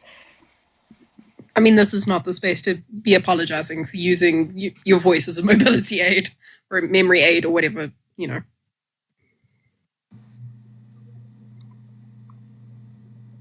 That being said, sorry that I posted that in chat. I just really didn't want to interrupt. No, that's so great, because then I can write them down. I just noticed that in Habitica they have a free little outfit because it's Habitica's birthday. Oh. So if you want to get that, if you download the app, it's just like a little robe and a hat. That's cute. I find like that's my problem though. Like I get Habitica and I'm so into it for a few days. Yeah, And that's then I exactly fall what off. happens with me too. That's why I need like 5 or 6 different apps that are in rotation so that it always feels new and fresh. Yeah, exactly. For those of us, just because I haven't repeated it for a while in chat or on video, we are sharing tips and tricks for writing while disabled. We're also talking about our work, if we are disabled authors who want to self-promote, and other disabled authors we love. And you don't have to have published something to talk about your work. Talking about works in progress is also super chill. And also just any other topics, if we're running out of things to do on those topics. Because the reason I combined them is because I figured they would both be kind of shorter topics. Oh, Venus is How joining long us. are we going to be live today? I want to get to at least 2 hours because all of them have been 2 hours, but I have a feeling this will be a shorter one. So it's been an hour 15 so far. And also I might need to abruptly stop if the people outside start. Canadians, specifically at like my university and one other university, go so hard for no reason for St. Patrick's Day. It's like the biggest celebration of the year if you're a university student, specifically at my university. Did you want to say anything or are you just vibing? I'm chilling here. It's so good to be in the video. It's great. Awesome. I'm also deciding if I want to talk about what I've been thinking about writing. I'm just shy. Okay, no I'll pressure. use shy. No pressure. We'd love to hear about it, but no pressure.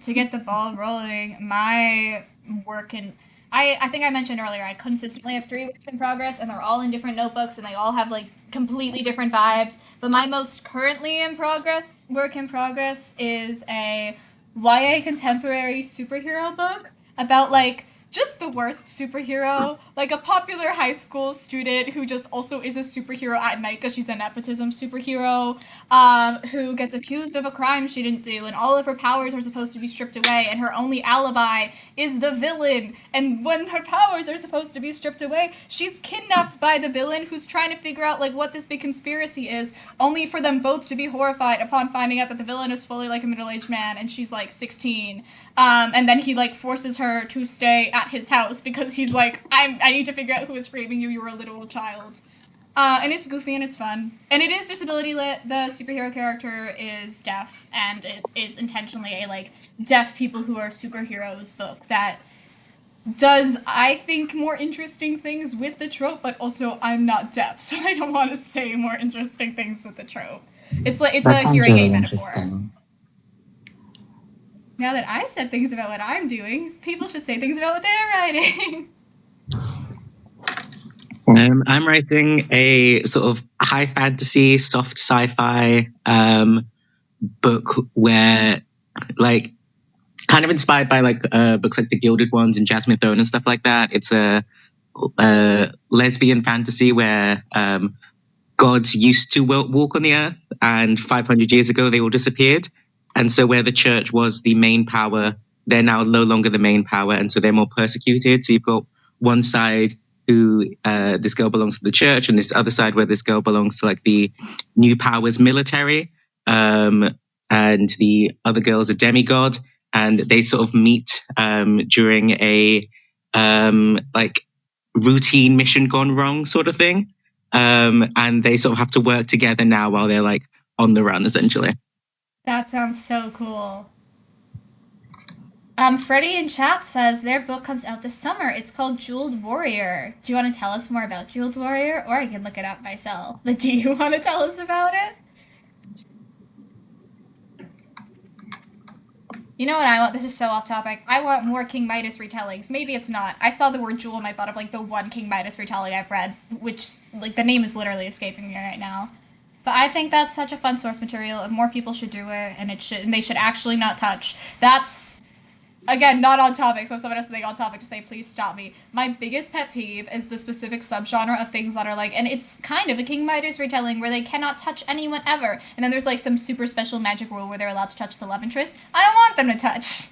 I want them to just fall in love without any physical contact involved, and I hate that they all pitch themselves as if that's gonna happen and then it never happens. Just I'm touch repulsed, so I want a story that does not involve touch. Touch is gross. I can't find anything about Jeweled Warrior, so you should tell me about it in the chat so I can learn more about it. Charlie says their current work in progress has someone possessed by a Victorian ghost with the same disability, but a lot more shame. That's so interesting. I love the idea of doing something like that, where it's like ghost as a way to like bridge divides and gaps and stuff. What did it that I really like? I like too many books. I'm thinking maybe Ghost Boys by Jason Reynolds, but I forget if that's literally the plot at all. Even if that's not the one I'm thinking of, you should still read it because Jason Reynolds is like one of, I think, the best authors for a generation.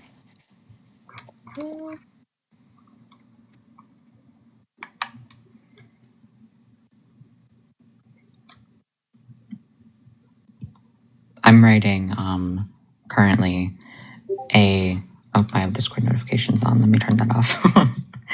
I'm writing like little slice of life, like I said earlier, but I've stuck with 2 characters for a lot longer this time than I have.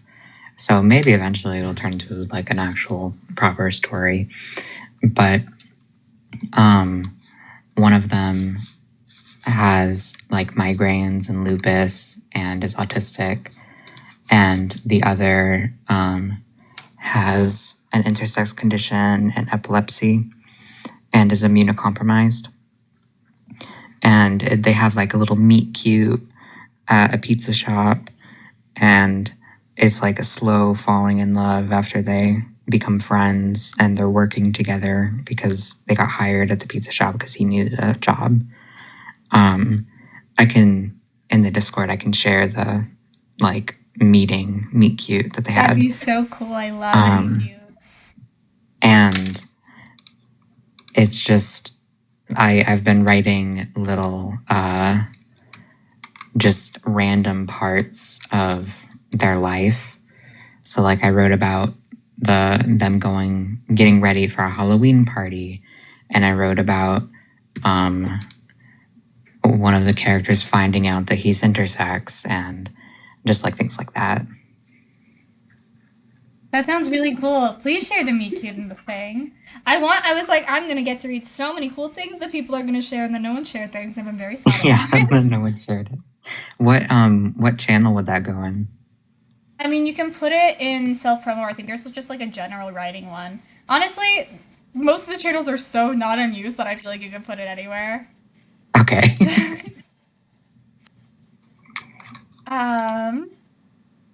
Freddie has told us more about their book. Jeweled Warrior is a fantasy. Arwen is the last of her kind, and it's YA. It's got dragons and mythological creatures in it, and the main character is also asexual. That sounds so cool.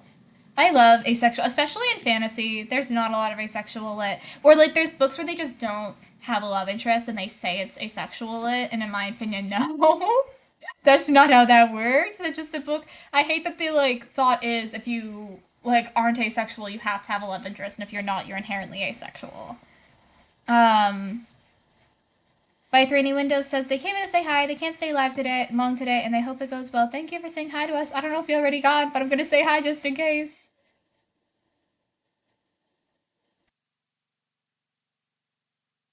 Yeah, I can already hear people starting to party, but I don't think it's coming through my computer. I don't understand it. Because you'd think, like, if you want, like, a big, like, you can get drunk and be a little wild holiday, like, Halloween's right there, and the weather's better here during Halloween, but people do nothing for Halloween.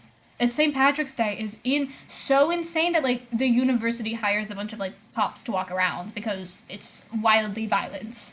I have absolutely never heard of people celebrating St. Patrick's Day to that extent. No, it's actually, I've had like friends from high school who I'm no longer close with who will reach out specifically to be like, can I come stay at your place for St. Patrick's Day? Because I want to be specifically at your university during St. Patrick's Day, even if we haven't talked in years. That's so funny. Falling to My Death says the first book in the series they're working on has an asexual couple. A romantic too for the most part. They hold hands a lot, but that's it. I love hand holding. I love my hand holding rep and everything all the time. That's why I'm like, I'm glad I write YA because I know people would be mad at me if I didn't. Because I'm like, the peak of romance is like little forehead kisses and holding hands and nothing else ever.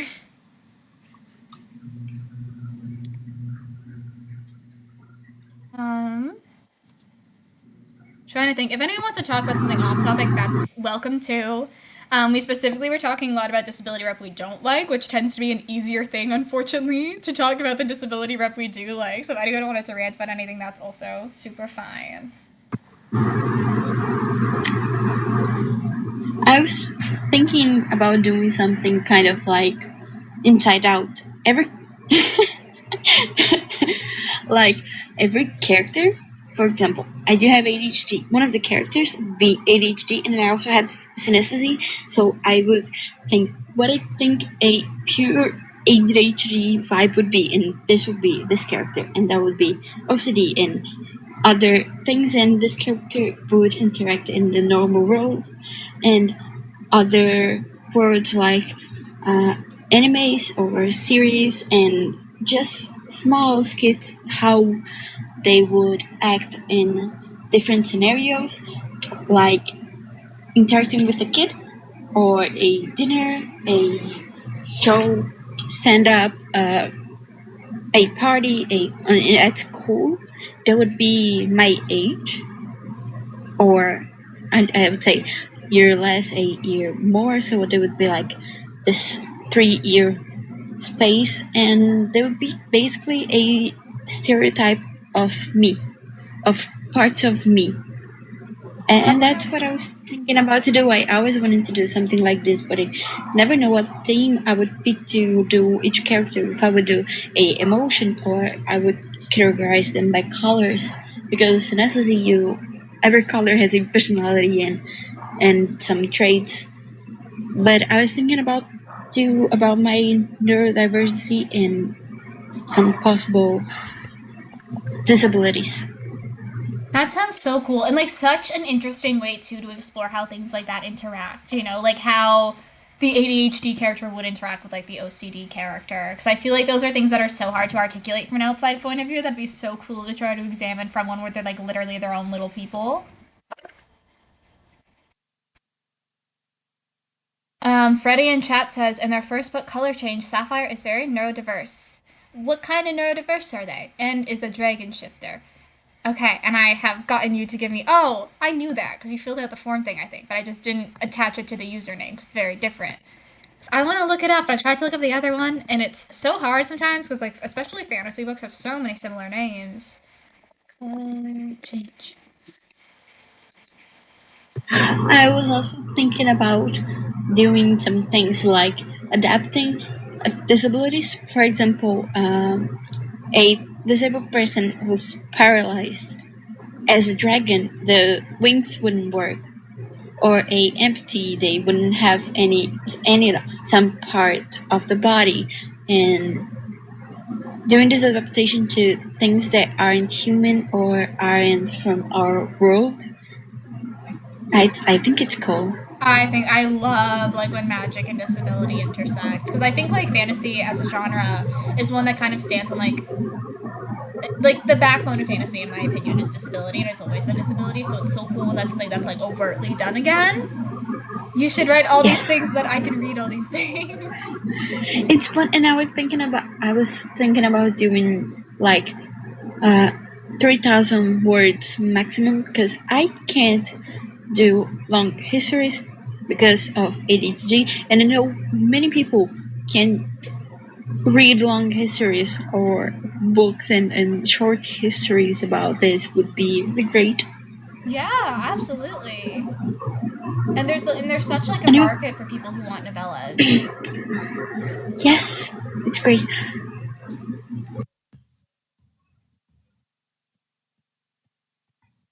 Oh, and I should have said out loud, actually, sorry for people who are watching this on video later when I eventually, hopefully, figure out how to upload it to YouTube. Freddie writes under C.M. Burnson Thomas, hyphenated, and you can look up their book, Color Change. Let me make sure I said the right thing. Yeah, Color Change. So I found a poem. You found the poem? Did you want to share it with us? Yes. It's called Two Things. There's only two things in your life that you have to worry about. Whether you're sick or whether you're well. If you're well, there's nothing to worry about. But if you're sick, there's only two things to worry about. Whether you're alive or whether you're unalive. If you're alive, there's nothing to worry about. But if you're unalive, there's two things to worry about. Whether you go to heaven That's not even how it goes. or whether you go to hell. If you go to heaven, there's nothing to worry about. But if you go to hell, you'd be too damn busy shaking your friends' hands that you won't have time to worry. That's really cool. I loved it. Welcome.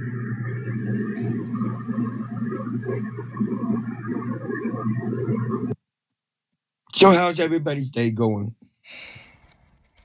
I'm great. Hi, Venus. Hello. How you doing? Oh. Hi, Alex. How you doing? Oh, I'm doing good. Little tired today, but we're awake. Hi, Green. Hey,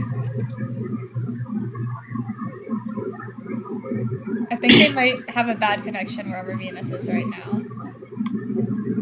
Oh, I'm just saying hi to Can you hear me? Yeah, we can hear you. I can hear you. Okay, because my internet went away and come back.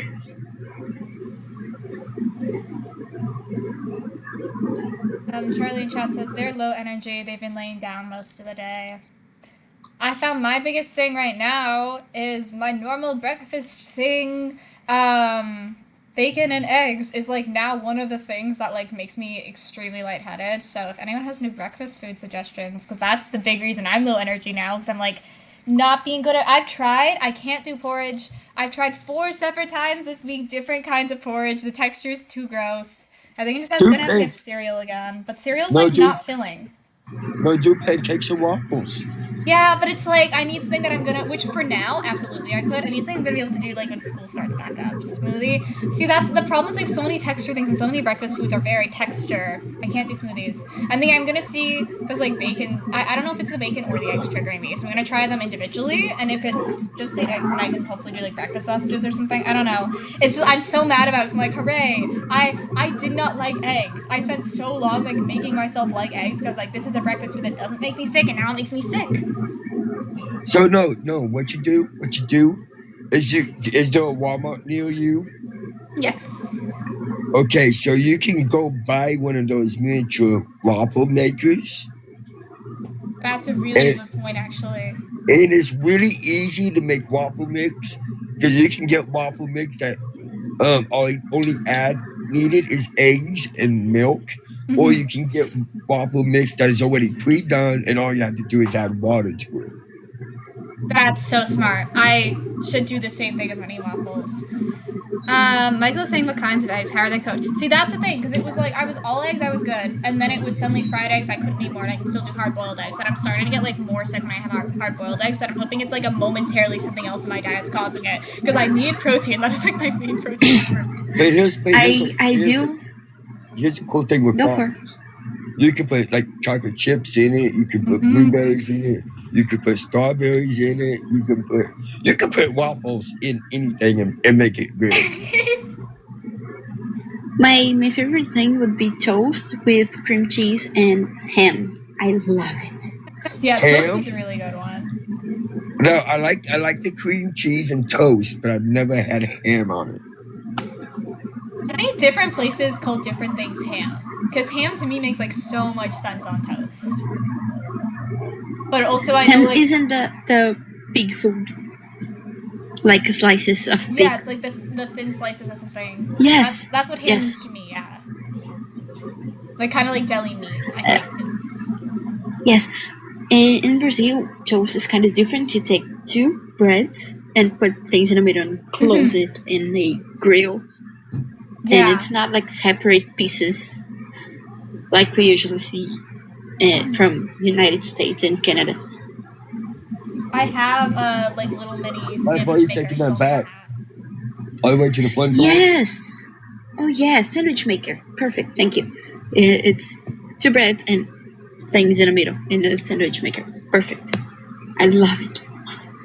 Kaylin says they usually eat muffins for breakfast. My favorite breakfast is cinnamon buns. Very expensive thing to have as a favorite breakfast. Which is why I'm like, I need something like quick and easy for when I have school that is not eggs, my go-to quick and easy food.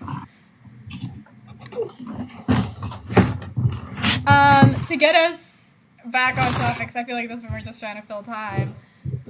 We are talking about tips and tricks for writing while disabled, and also talking about our work and still promoting ourselves and talking about the disabled authors that we love. Which Lee Bardugo was brought up, but I don't think, and I brought up Andrew Joseph White just because I was anticipating the chat bringing up Andrew Joseph White. But if you have another disabled author you love, I would love to hear about them. Or yourself. Yourself counts.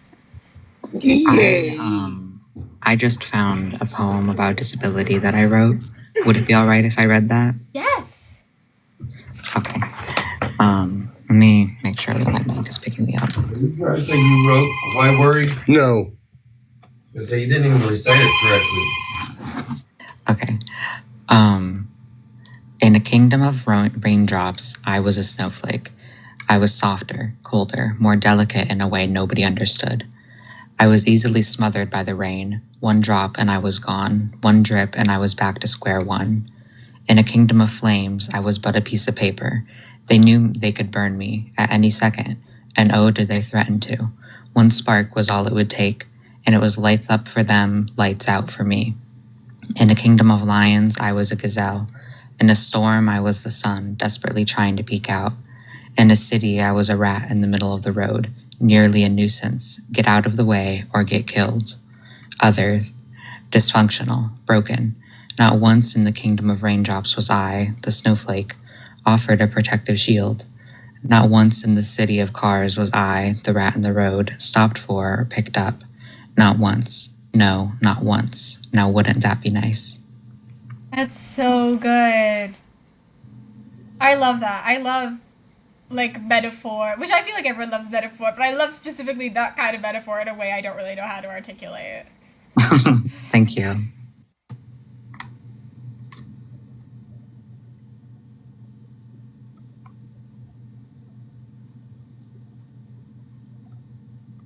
Michael in chat is agreeing that that was a very nice poem. And for those of us in chat or in live again, if you want to promote your own work, talk about another author that you really like that is preferably disabled or at least writes disability lit. Or if you have tips or tricks for writing while disabled.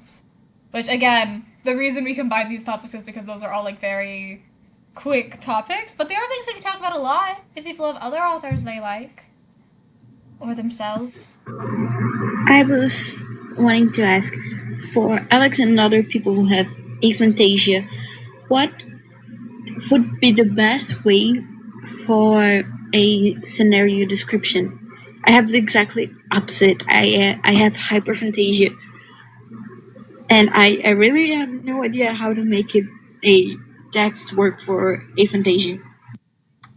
Like, I am complete 100% aphantasia. I see nothing. Sometimes the vague outlines of names, but nothing. I think I just am obsessed with names as like a whole separate thing.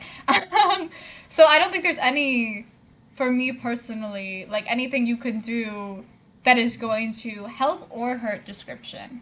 Like I tend to like things that are less description heavy because of it, because it's like the description isn't doing as much for me in a story as it would for other people. But there's not really anything you could do. Like, I think honestly, people with hyperphantasia are the ones that you have to. It's good that you have hyperphantasia because those are the people who are going to be paying a lot of attention to that, and that's like helpful in a strength as an author. I, as an reader with aphantasia, will just skip if it's too much detail and imagery. There is a line, I think, with imagery. Like, you don't want to spend pages and pages on imagery unless that is your goal, right? Like, Yes. there are certain books that is their writing style, and like that's what they're going for. But if that's not what you're going for, then that's not what you're going for, you know? If it's detracting from the story, that's when it's harmful. But otherwise, I don't think you need to worry about it. Like, you don't need to change your writing just to try and accommodate us. Because if we're getting tired of hearing the description, we'll just skip it. Yes. Because I was thinking, for me, I really like when it's all a dialogue and not much description. But if the person wants to put a description, I would need full detail, or else I would start to create details that aren't there, and sometimes it makes me don't understand the history. So it's a very thin line between don't do it or do it correctly because I won't understand the history. And I would want to know if aphantasia had something like this. For kind of on that and not liking description, I recently found out, maybe I'm the last person to find out, that like chatfic is a thing where it's literally entirely dialogue. I picked up one because they're following this page by Alyssa Wrote, who I don't think is on here right now, but her social media is Alyssa and then the word wrote, which I think is really cool. And it's like, it's all, I haven't really read much of it because I'm not in a reading mood right now, but it's all dialogue. It's all, this one specifically is structured as if it's all social media posts. But like, I can't believe I didn't know that was a thing. That is so helpful if you're someone who I didn't know likes there so were dialogue. actual books like that. Yeah, I used to apparently read it's called fanfictions like chatfic, that and when you I can was specifically younger. look it up. Like, it's giving, it's like chatfic on AO3, but as actual books you can read, which is Yeah. amazing. That's really Yeah. cool. Usually when I'm reading, I read a chatfic. I'm printing this. Wait a second. Okay. Yeah. Usually when I'm reading, I read like 2-3 descriptions. If I like it, I'll keep reading. If I don't like it, I will only read the conversation. Anything else, I don't care about it. I just ignore it. So real. Sometimes, like, description, I don't know, but again, like Reem was saying, there's not really anything specific you would do for aphantasia, because it's like the things that are going to bug us are also going to bug people without aphantasia. Like, if there's too much description, then that's annoying for kind of everyone involved, you know? Like, there's the line between, like, describing something and purple prose, or, like, a stylistic choice, like they said. Some people just choose to have a lot, and it's, like, part of the book style. Kaylin says that they've been told their book is really dialogue heavy, which sounds like it would appeal to the people on live right now. I haven't read your book yet. I want to. I forget, I might own the ebook. Let me check. I might have got it when it was on sale at some point.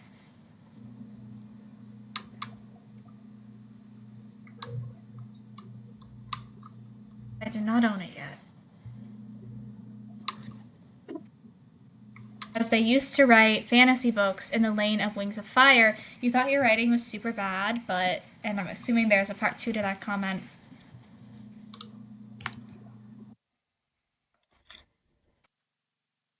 I feel like if you write fantasy books in the realm of Wings of Fire, such a huge audience for that. The Wings of Fire / Warriors kids go crazy. I love them. Favorite kind of child. Don't tell the children I work with who aren't that.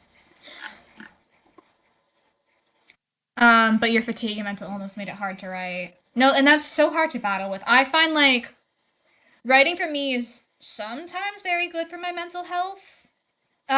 Because, like, it forces me to not just get into I've been in a depressive state all month, which luckily I've been told you can't tell in video, but the people I know in my real life who follow this again are like, hey, so you don't text me anymore.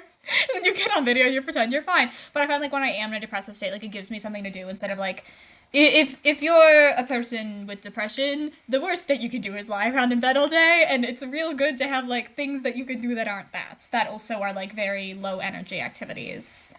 Kaylin says they used to be really self-conscious about.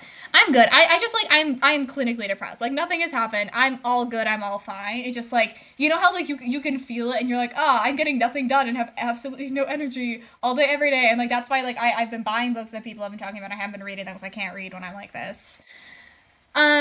Enfree says they're one of those books you can read over and over again. Ooh, with Warriors and Wings of Fire. Absolutely. One of the kids I babysit specifically, his aspiration is he wants to grow up and be not a writer, but specifically one of the Aaron Hunters, because I think pseudonyms are super awesome. And I was like, guess what? There's multiple, because he loved Wings of Fire, and then I was trying to get him to read Warriors, and he was like, no, cats are for girls. And I was like, bestie, your favorite Wings of Fire author, because that's also a bunch of people writing under one name, or is it, I don't know.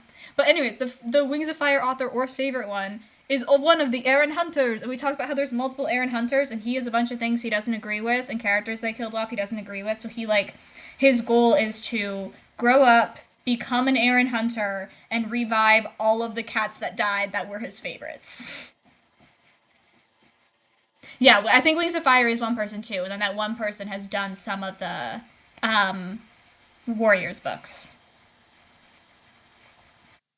And it's really cool the way they do it with Warriors too, because they specifically, it'll be like, thanks to, and it's like the actual author to give them credit without like breaking illusion for kids. But I always break illusion for kids because I think that's so interesting, and I think it makes kids excited because it's like, there's so many kids who love to tell stories that like involve characters that belong to other people. And oftentimes the response to that is like, oh, like that's not, you can't have a job doing that. Like you can't write like you can't write warrior fan fiction and have that be your career because that belongs to somebody else. But that is like a skill that can be a job, and you can quite literally make a living writing Warriors fan fiction because Warriors is already written by a bunch of people who have not read all the other Warriors books all the time.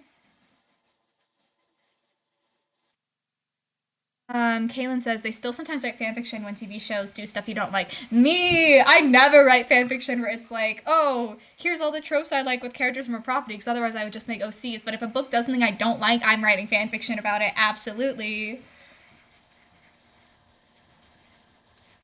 Falling My Death is agreeing with, they said, it is, I read some of them when I was in middle school referencing, I'm guessing Warriors, and didn't know until later that it was multiple people. My favorite one is Daisy Meadows, the group of women, I think they're all women, who wrote the Rainbow Magic books, being named Daisy, like Daisy Meadows is such a good pseudonym. And that was my thing as a kid, like I wanted to grow up and be a Daisy Meadows, which is why I really vibe with the kid I know who wants to be a Aaron Hunter. Yes.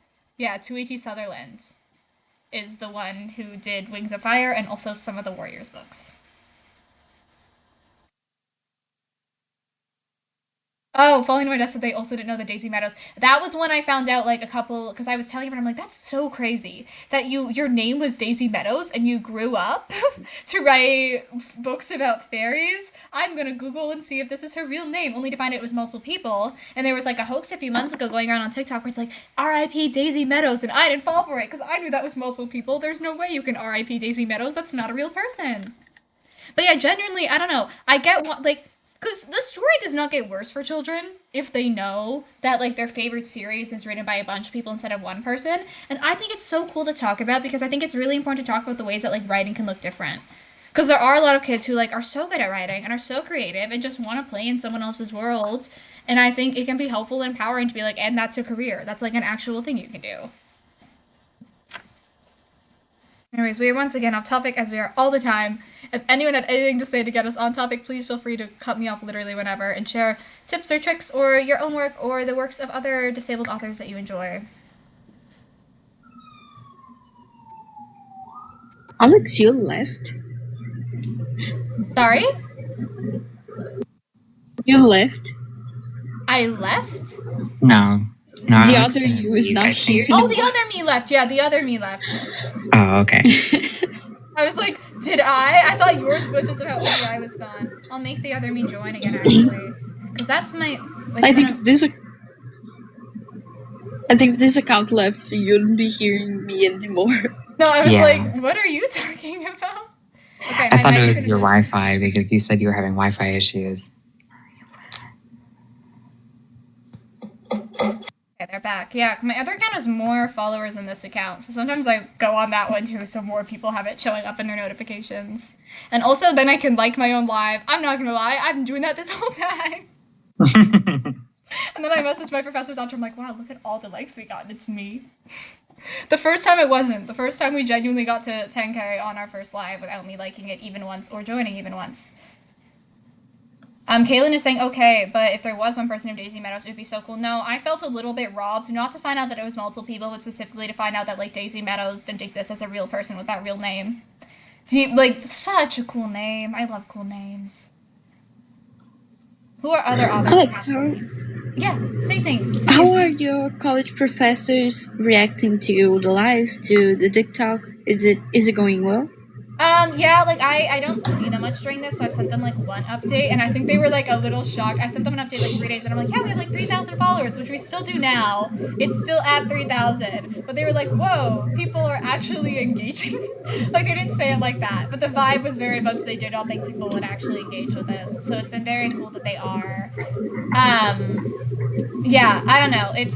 I want it to go so well because I can tell that is kind of the vibe they're giving off. Like even with me doing this, there was so much pushback against it, and I'm glad that I get to do it. But also, I'm like, it has to be so good, and we have to get so many people involved, which I think we have. Like, and again, a lot of people I know are literally they're just like shadowing someone like at a theater downtown, and that's their entire thing. And I feel like this is more work than that, but because it's virtual and self-directed, I'm worried they won't see it as that. Is this thing be the whole week? Or only today? Like this topic? Yes. This topic is only today, yeah. I really want to get to the topic of fantasy. It's really looking wanna talk like we're about gonna it. do fantasy tomorrow. Yeah, we did fantasy once, and it was like 5 hours, and it was great, and it was wonderful. But I'm like, I want to do fantasy for other time zones, so I'm thinking tomorrow morning because fantasy is the next voted one. Kitty's saying it in chat, and I'm gonna read it out loud for when I post it later. That they think the fact that people are engaging in more than one panel shows that it works. I agree. Sorry, what were you saying, Venus? If you're gonna stop after March with this account, no, I really hope not. But are you? Oh, and like that's the good thing. Like we can still do things on weekends. It'll just be like I obviously won't be doing as many on weekdays because I'll be in class or I'll be like actively teaching. Yeah, but I still want to be posting. I still want to be doing. I gotta figure out the things I want to be doing. I want to be because my thought was originally because I'm supposed to spend 90 hours on this, which like we've spent like already like 40 something hours on live, and I'm halfway done, and that's just the hours on live, not any of the other hours. And originally I was gonna have a lot more of the hours spent on the master list.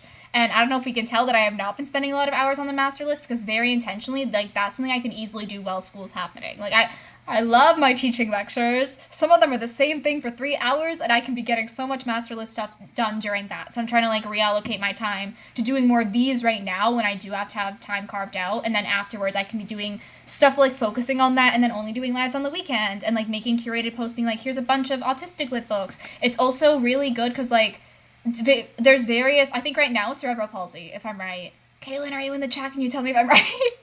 But I know like Autistic Awareness Month is next month. Disability Awareness Month is I think the month after that or the month after that. Like that's coming up too. Like there's not a ton of awareness things happening in March. So it's like I'll have things set up for the months that they are in.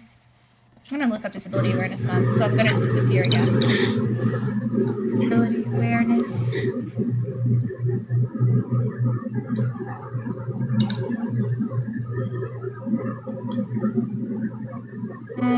Because there's so many different disability awareness months. Yeah, July is Disability Pride Month. So June is queer. That's why I got confused, because I know there's a bunch of things back to back.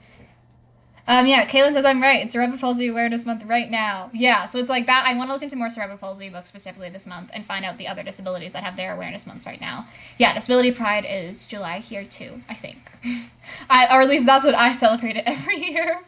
That's when I get really annoying posting about my disability lit. What do you teach? What do I teach? I am generalized, so like all the subjects, kindergarten to grade 6. But then I private tutor specifically in special education, literacy, and math right now, which is very fun, and I very much enjoy. Speaking of events that are happening, Trans Rights Readathon starts in like 6 days. If you're not following the Trans Rights Readathon pages, you should be. Oh no, Charlie says disability pride being after LGBT pride means they're always so tired by the time it happens. No, for real, they should flip them. Next week in the UK is Neurodiversity Celebration Week. Whoa! And also, Trans Awareness Day, is that what it is? I forget what the specific day is called. Is that like the end of that week? So they overlap. I'm gonna be so annoying posting that one specific day now that I know that. It's so cool to know. I'm gonna write down Neurodiversity Awareness Week, because then I can post more neurodiversity things on this account. Sorry, on my author account, the other one, I will be annoying, specifically about trans things. So I'm trying to... It's so hard. I'm like, this one is non-political. We did have someone in here saying some transphobic stuff, and it's mysteriously missing from the video that got posted afterwards. Because I think like there's a difference between things that are political and things that are like, this is literal hate speech. From the 16th. Oh, that's so interesting. Okay, so I gotta start preparing the neurodiversity celebration posts. Neurodiversity...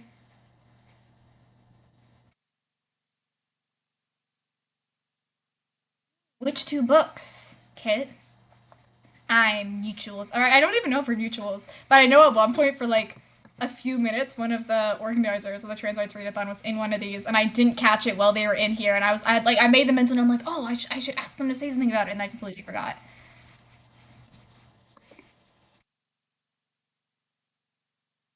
But yeah. Her Majesty's Royal Coven, Juno Dawson. Yes, Juno. I love Juno Dawson as an author. I don't know if we've read Juno Dawson's like Big Book of Gay. I think that should have been a thing done in collaboration with other people. And Rivers Solomon is one of my favorite authors. Rivers Solomon is so good, and everything is so, but you have to be like in the headspace to read it because it's all like a lot. But yes, agree. Sheep says they've got some mental disorders for like 5 or so. One of them is a trauma disorder. Hello, welcome to the live. If you write anything, you're welcome to promote it then, because that means you count as a disabled author. Freddie says they're trans. Freddie, have you? The Trans Rights Readathon people are super awesome. I forget the one that I'm usually reading. Oh, that's so bad. I should remember so I can specifically give you their name. But if you get in contact with the Trans Rights Readathon people, or if you post anything using the Trans Rights Readathon hashtag, if they're not already featuring your books, they will feature your books. I don't have to do that because of the person I'm mutuals with, but I have seen them posting about that specific thing, and it seems like they're very good at it. I will buy a book, Kaylin. I fully thought I had, though. That's why I want to double check and make sure it's not on one of my other accounts. I think it was on, like, sale at some point. I remember opening the link to go and buy it. You have done it for the last 2 years. Ooh, cool. Is your book featured in any of their posts? Because then that means it's already on my TBR, so then I don't have to go at it again. They're so cool. Oh, other things while we're shouting out things that like aren't this. Queer Liberation Library, also very cool. Also very honored to be mutuals with them on my other account. Originally, I was going to try and do my placement with the Queer Liberation Library, actually, when they said I couldn't do a self-directed disability thing.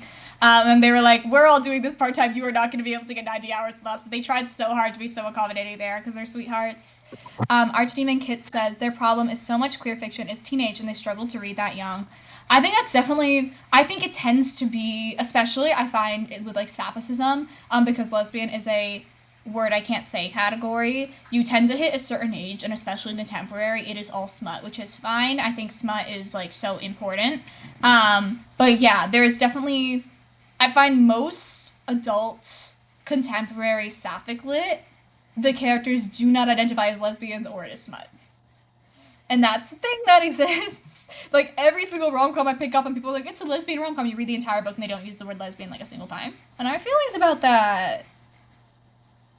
You find sapphic writings often too soft for you. It's soft and they're treated as children, especially in contemporary. Like, the sapphics are running fantasy. I don't know if you read fantasy, but so much good high fantasy that's sapphic. But what was I thinking? Oh yeah, but yeah, in contemporary, I find there is like a very big like, and there is such a big issue with the infantilization of specifically queer people in contemporary that oftentimes books will get like shelved as YA when they're not, or like you'll see people call it YA. Like one of my someone I went to middle school with, who I'm face blind. I accidentally fully duetted one of our videos without realizing that we went to middle school with. We were like actively best friends for several years.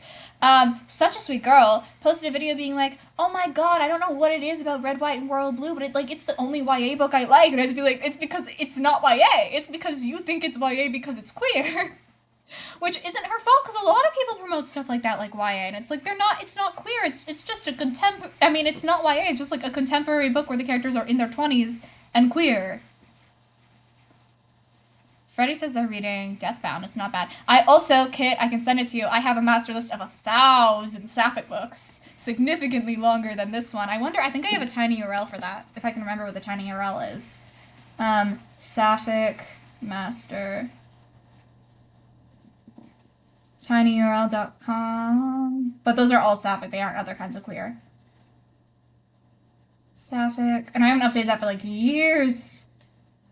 So they're all older things. No, is it?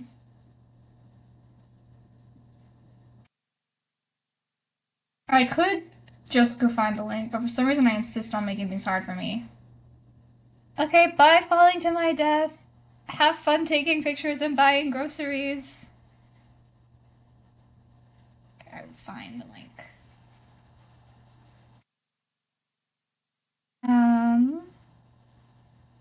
Do you guys watch anime? I don't, and I should, and it's like there's so much, and I'm always like, I just need someone to suggest me one thing, and then I get overwhelmed again. Kaylin says they feel like contemporary romance in general, you get punished for not writing spice. I think that is such a valid take.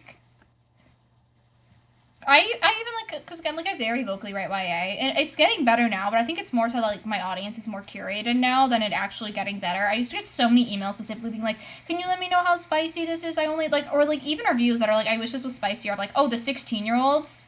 Do you wish the 16-year-olds were more pornographic for you? That's weird. That's interesting." Okay. What is the tiny URL?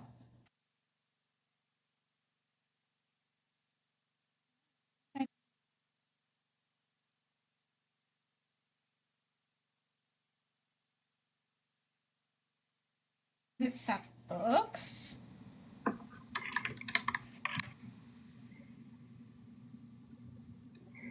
Sorry I was being quiet. I was working on making myself a Tumblr so that I could promote my writing in your Discord. So fun. That's so exciting. Okay.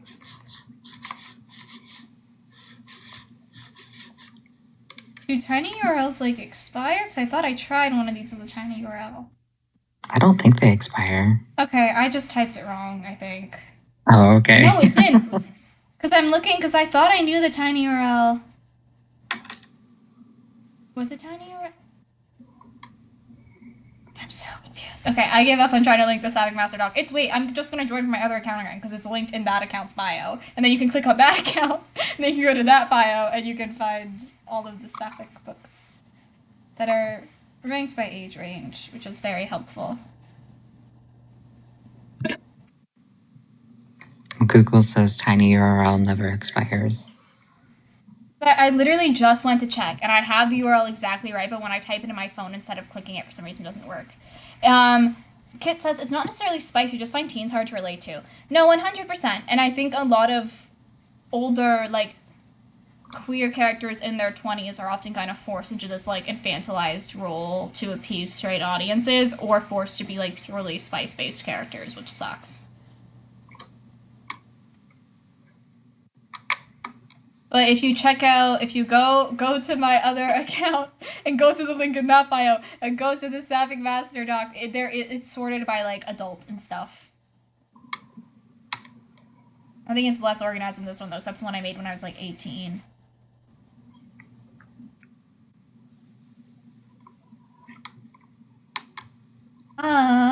We have passed 2 hours, so if other people had other things they want to discuss, I'm down to stay on. Again, it gives me more hours that I've been on live. But also, if we're out of topics, which it feels like we might be, we might end things here unless anyone had any other authors they want to talk about, their own work they wanted to promote, tips and tricks for writing they wanted to talk about.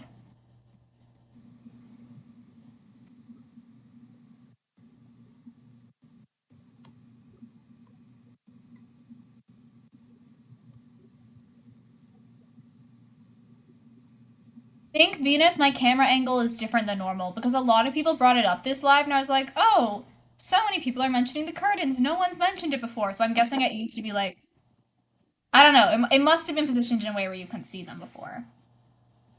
I feel like it's a wider shot than it was before. That's true, and I don't know why.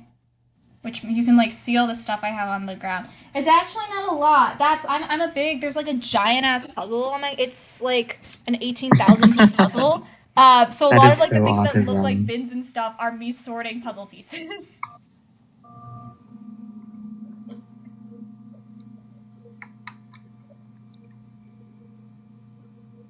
Let me see the puzzle. I mean, it's barely start. Because here's my problem. I keep worrying like I'll move out before getting to finish it. But I was like, I have puzzle dividers and puzzle glue. But I just need to finish this. It's 4,500 pieces of it. Can we see puzzle better? It's like literally barely started. Because it's so hard just to sort. Because I did all the pinks. And then I went through and I had to take out all the blues. Now I'm doing all the blues. Because like there's not space for all of them. Ooh, Kit came up with an actual thing to talk about. They said, I'm so tired of passive disabled characters. So when you're writing disabled characters, agency first, please. Yes.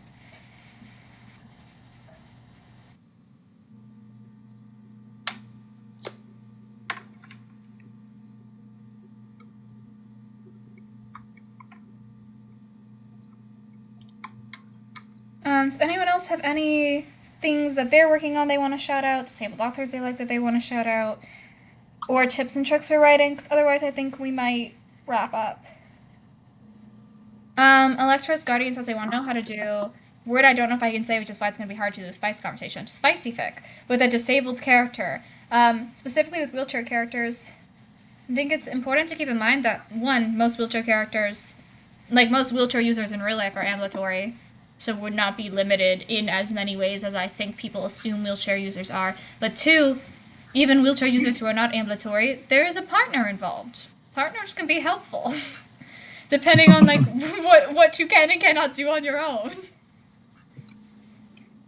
The only non-ambulatory spicy book I know is Head Over Wheels.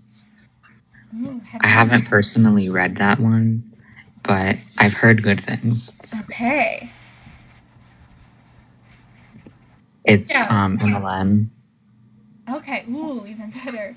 Kit says in the chat, ask wheelchair users about their spicy life with consent. Or like, I think it might have been Reem, I forget who it was. Someone was like, go on Reddit. Go on Reddit. Reddit will tell you so many things. That. Yes. Go on Reddit and be careful because it is Reddit. Yeah. Reddit can be very helpful, but it can also be scary.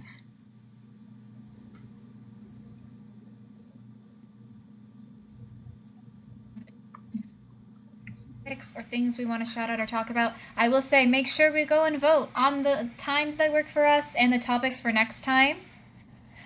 Kit says keeping to remember endorphins block pain signals. Very important thing to remember.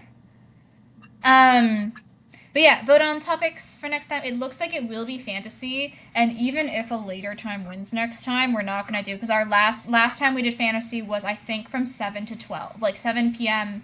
EDT my time. So like 4 hours from now to midnight my time. So I want to, if we're doing fantasy again, for it to be earlier, which means we'd probably start at 10 a.m. my time, 5 hours before right now, because that's when I finish tutoring. But if fantasy does not win, it could be later. People should go vote on that. I think I am gonna... Can you vote 100 times? I mean, you could. I'm not gonna be able to tell it's you. And it truly, like, fantasy is very far in the lead right now, which is why I'm saying, like, you can vote on the time zone you want. If it's fantasy, though, it's going to be earlier just because we've already done our later fantasy one for literally 5 hours. Okay, I'm going to wrap things up there. Thank you so much, everyone, for joining, and I will see you guys tomorrow. If you go to the link in my bio, it's the one that says panel. I think it says, like, panel sign up and questions, so that's also for voting on times. Goodbye!